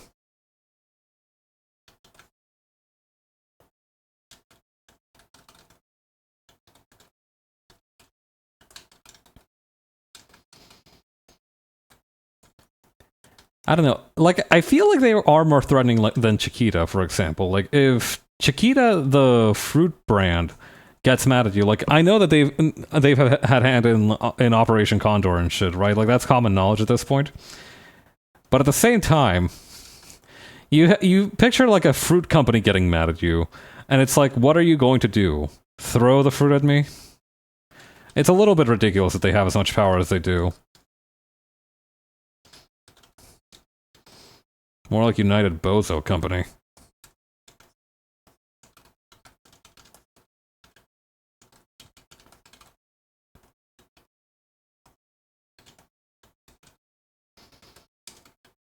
Okay.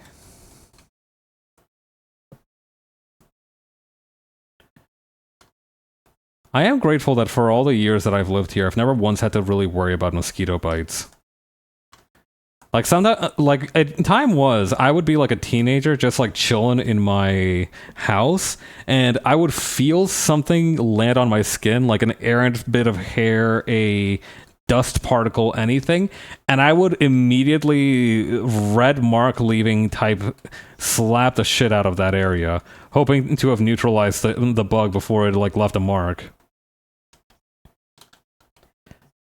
The craziest part is that I got lucky more often than I didn't. But recently, it's like, I still have the instincts, but I no longer find my mark. Like, the mosquitoes just don't come anymore. They're scared of me. I've become too fearsome for them to consider me their quarry.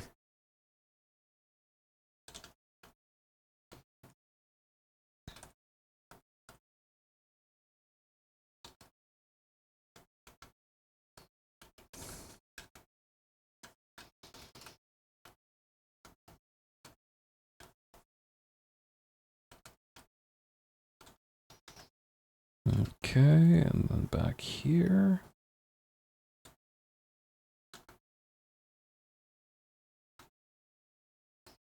And then from in here, we can add a slightly darker tone.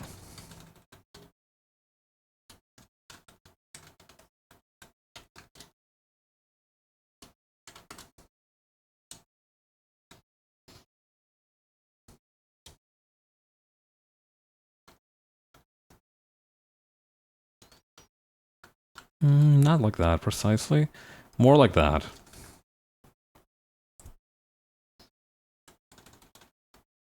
And then just a few little highlights here and there.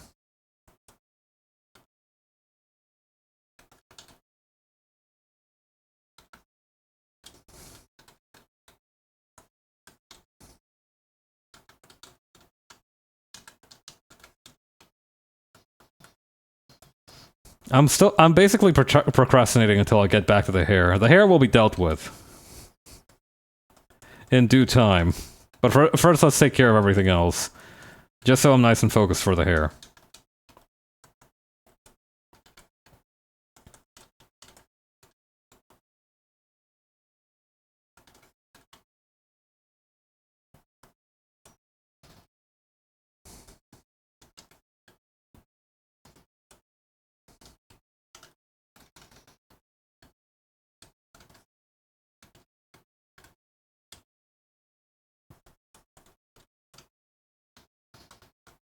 Okay.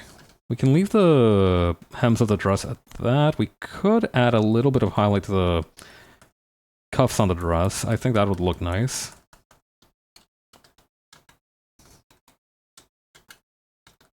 Actually, maybe having a secondary shading color here.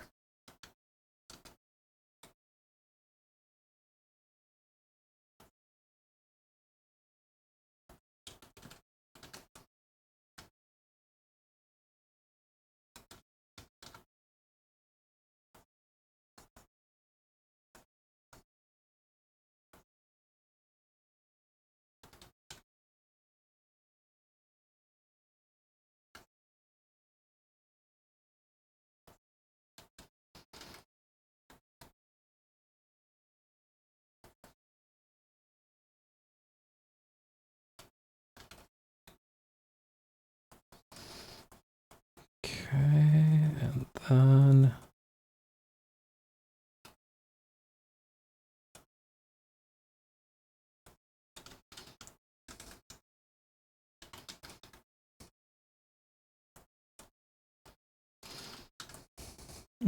I mean, actually that looks pretty nice. I'll keep it that way.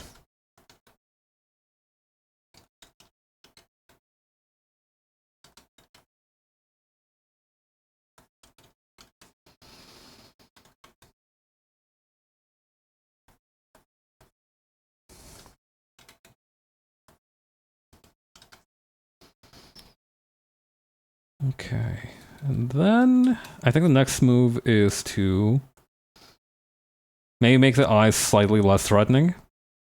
I think that would be a good idea. As they are, they're a little... they're a little scary, honestly.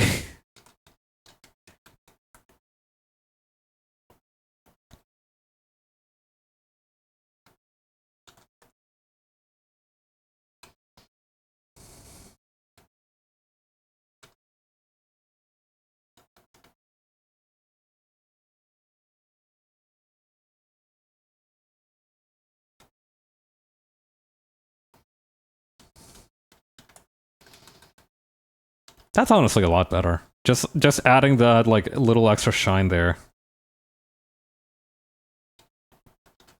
More couldn't hurt. See, now that looks like a perfectly normal excited mouse. That's not... it's no longer terrifying.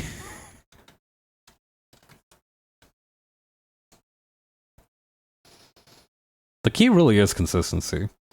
That is the number one thing that I've learned about, like, having a job, and, like, having a job specifically that involves observing other people doing their job, is that it doesn't matter if it's, like, particularly stupid.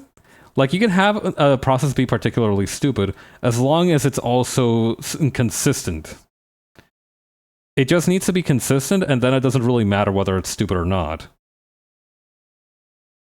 It matters a little bit. Like, obviously, some people might get on your case about it, but as long as it provides consistent results, it doesn't matter whether it's stupid or not.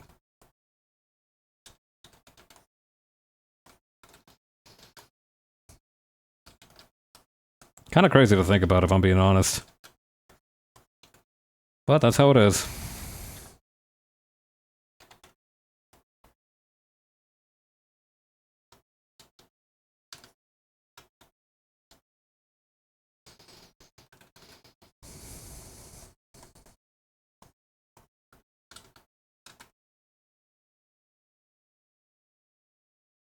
Okay, going back to the gouache, and then it's like that.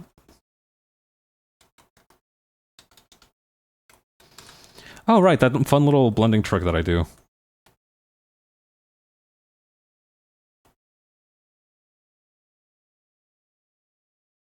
I forgot that I do that sometimes. Let's apply it now.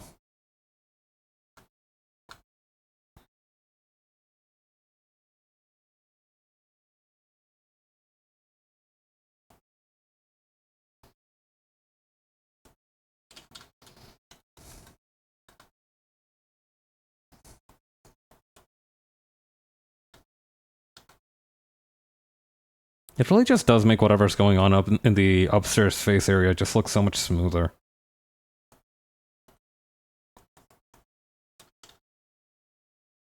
That being said, I do need to add an additional thingamajig here for some rosy cheeks. And by additional thingamajig, I do just mean another layer. Nothing technically impressive, but it is vital. It's a thingamajig that is critical to the operations.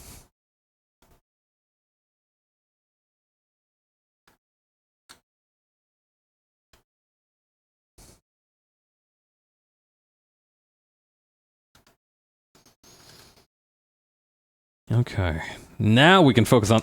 First I'm gonna stretch my wrist a little bit, maybe take another sip of water. Then we're gonna tackle the rest of the hair. And I think after that we're pretty much done. I just need to add a color to the background and maybe on these seeds real quick. Actually, come to think of it. Because if they're like segmented like that, you would actually be able to see the seed core in here.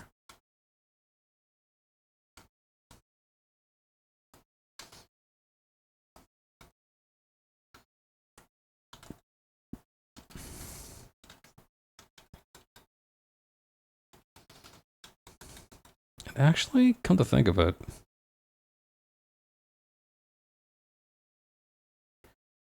just adding a tiny little bit of this here should also really help with the shading on the leaf.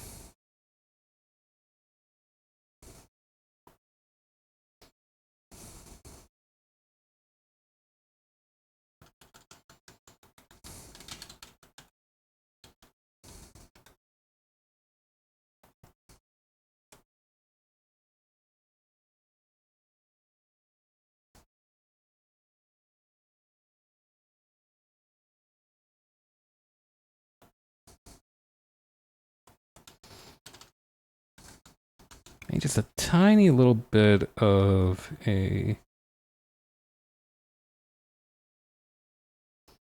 highlight here in the middle. That feels right. Okay, now the hair. I don't know why I'm treating it like a federal issue. It's really just going to be a little bit of a rework here.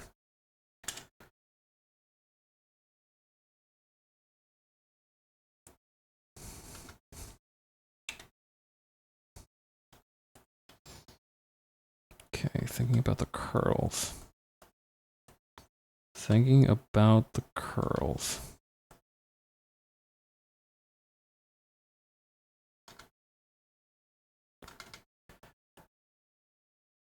I'm seeing it in my mind's eye. The path of the curls. I feel like I'm calculating like the trajectory of a meteor inside my head. That's how seriously I'm taking this.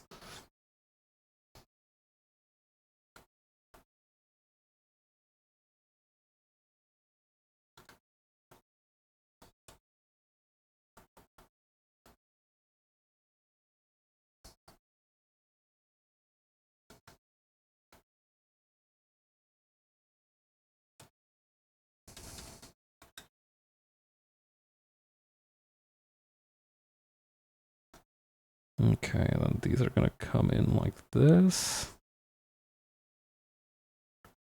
That was a little bit too thick around the bend. Let's try that.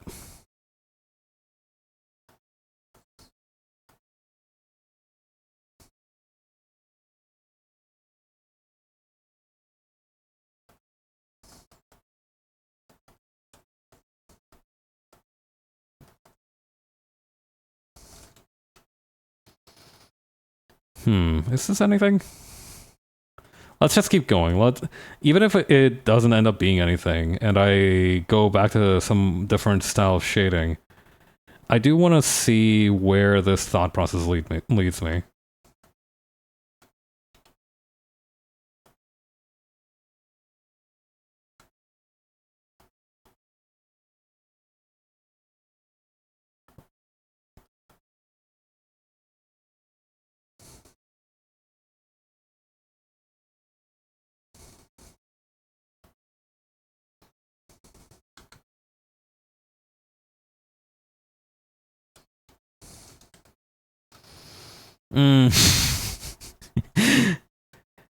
It was a good exercise, but I don't think this is the path. I don't think this is the way forward.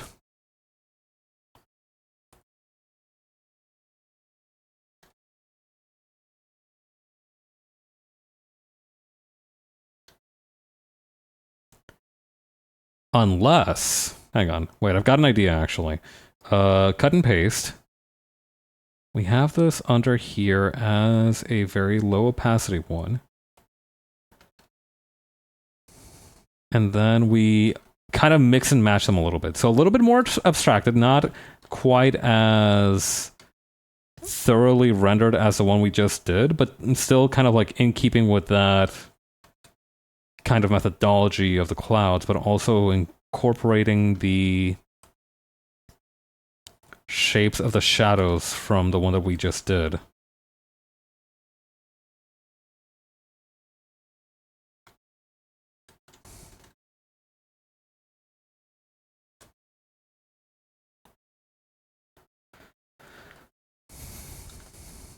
I might actually need to eat a second burrito after stream's over just to replenish the calories. from thinking this hard. It is a little late. I should probably turn in after the stream. Got a big day ahead of me tomorrow.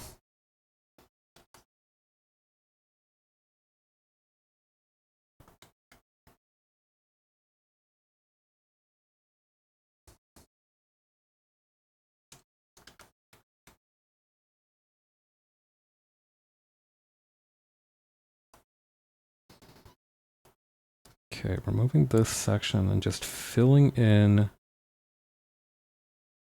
those blank areas.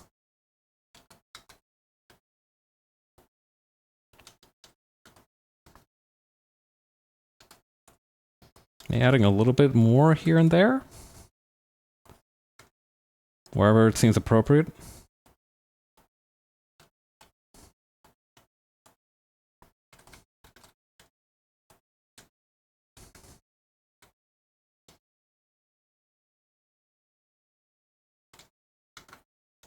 I don't like it. Lock in. Okay, God. I just need to settle on a single style. I'm overdoing this. I'm overthinking this. I am, however, going to do this on a new layer from now on. Okay, let's just go back to the original source. Okay. Okay, there's only so much we're going to be able to do here. So I'm thinking just very basic. Around here, we have the kind of edges of the curls. I'll shade it in like that. Yeah, okay. Mm-hmm. My brain isn't putting up the red flags of that just yet. It's not sounding the alarm, so it must be the right answer. Or it must be approaching the right answer. Or it's a right answer.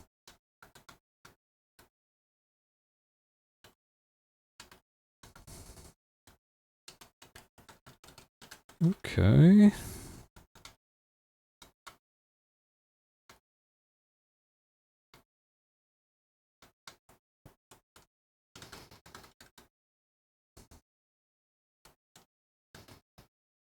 Yeah, okay.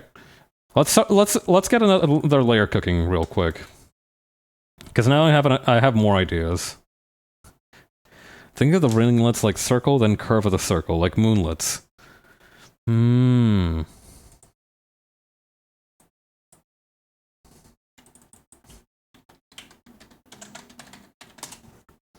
Just repeat circles. Okay. But that's me. Yeah. I think I'll have to forge my own path forward in this regard. Like how you draw the volume? Thank you. Okay. Because, yeah, what I'm thinking is from now on,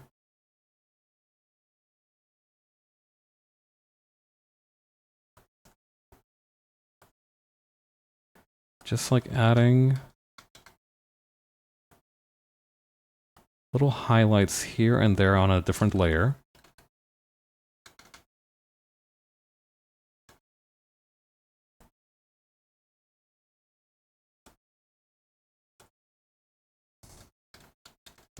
Did you get your empanadas? Toast, I am so sorry I did not because the oven the oven still didn't work after all that time. I hard reset that sucker like 5 different times. No, wait, I kept count 11 different times and it still wouldn't like work properly. So I ended up making burritos instead using the ground beef and the vegetables that I got. Sorry, man. It's okay. Unless you are the one who broke my oven. In that case, we're gonna have a problem. But it's okay, it's okay. It ended up working out, so I can't get too mad, right? Burritos are also delicious. But I was really hoping I would be able to have like a long-term food storage solution. Maybe who could say?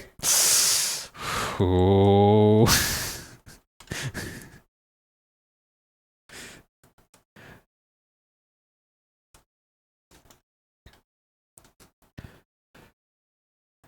I'll bear that in. But I want you to imagine like a telltale protagonist like pop up just flew over my head that says like Pabs will remember that.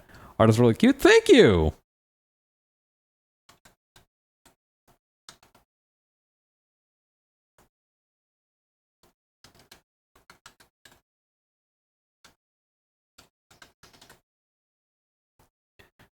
Just like Fallout. Yeah. Paps disliked that.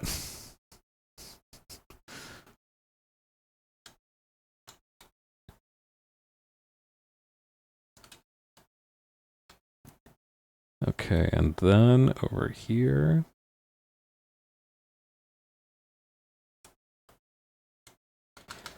I'm gonna need to be very sparing with like where I put the lighter curls. I'm really happy with how this particular rendering is coming along. Okay. This is it. This is the run. This is the method.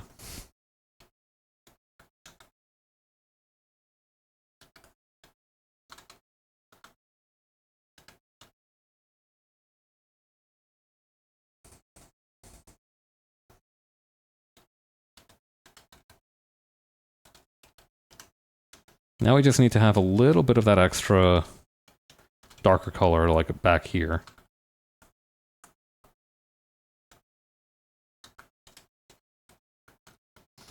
And we'll need to do that on the regular shading layer. Yeah, it's Bunny's character, Tilly.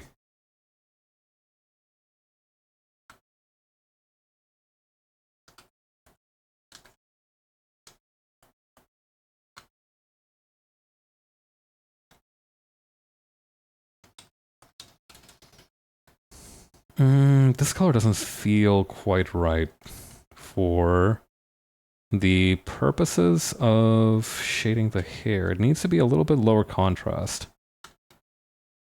If I just kind of climb in here and... Yeah, okay, there we go. That's much better.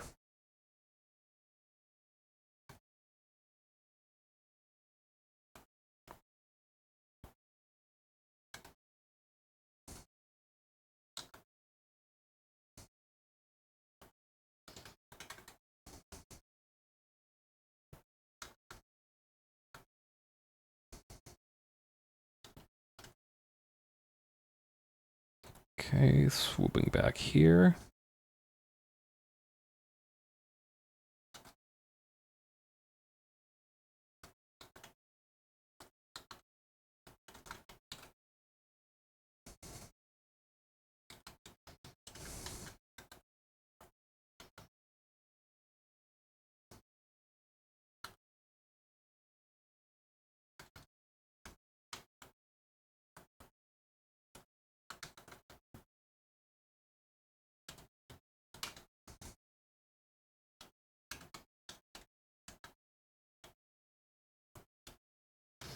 Okay. Yeah, no, I'm happy with that. I like how this version of the rendering turned out. Okay, let's tuck away the references real. What is that?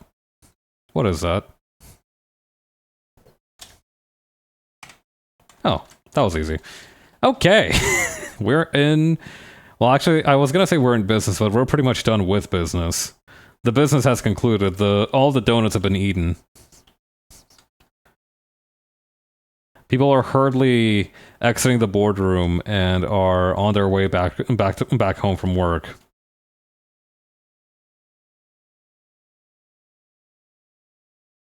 Oh, that blue's kind of nice.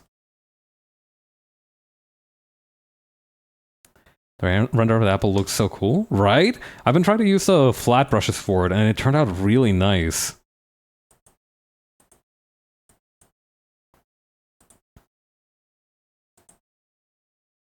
Okay, so let's shrink this area by, like, say, 50 pixels.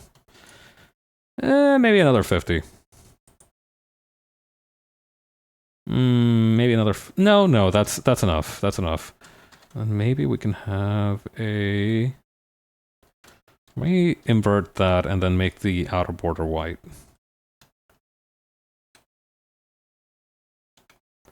Oh, snap. I completely forgot about the petals up there. Alright, one more again.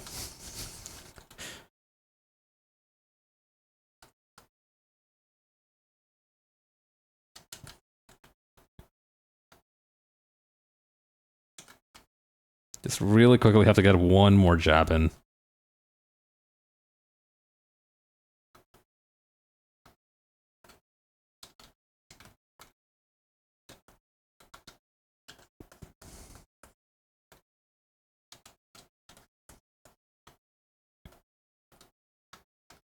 It's like closer to this and then this.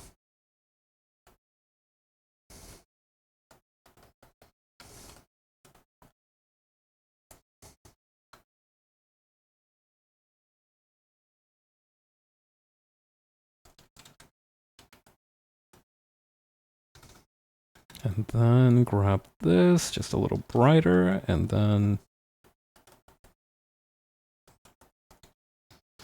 Perfect. Phew, okay.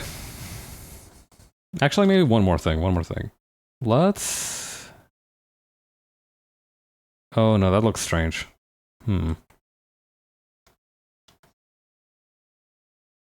don't know, the background I'm not fully satisfied with. Let's try this again. So maybe just fill that in and then shrink that down and then just a very, very thin line of the border around. Okay, new plan. I'm going to add like 2 centimeters of space right above her head. So that's going to be canvas properties, change canvas size. Just like that, a little bit extra. Okay, this should be sufficient headroom.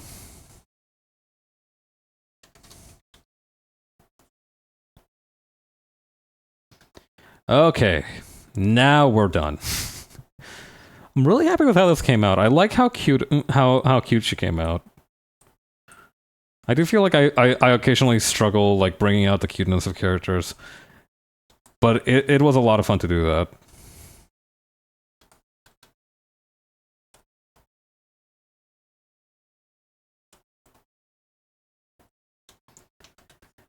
Okay, I think that's gonna conclude everything for today. Is anybody streaming right now?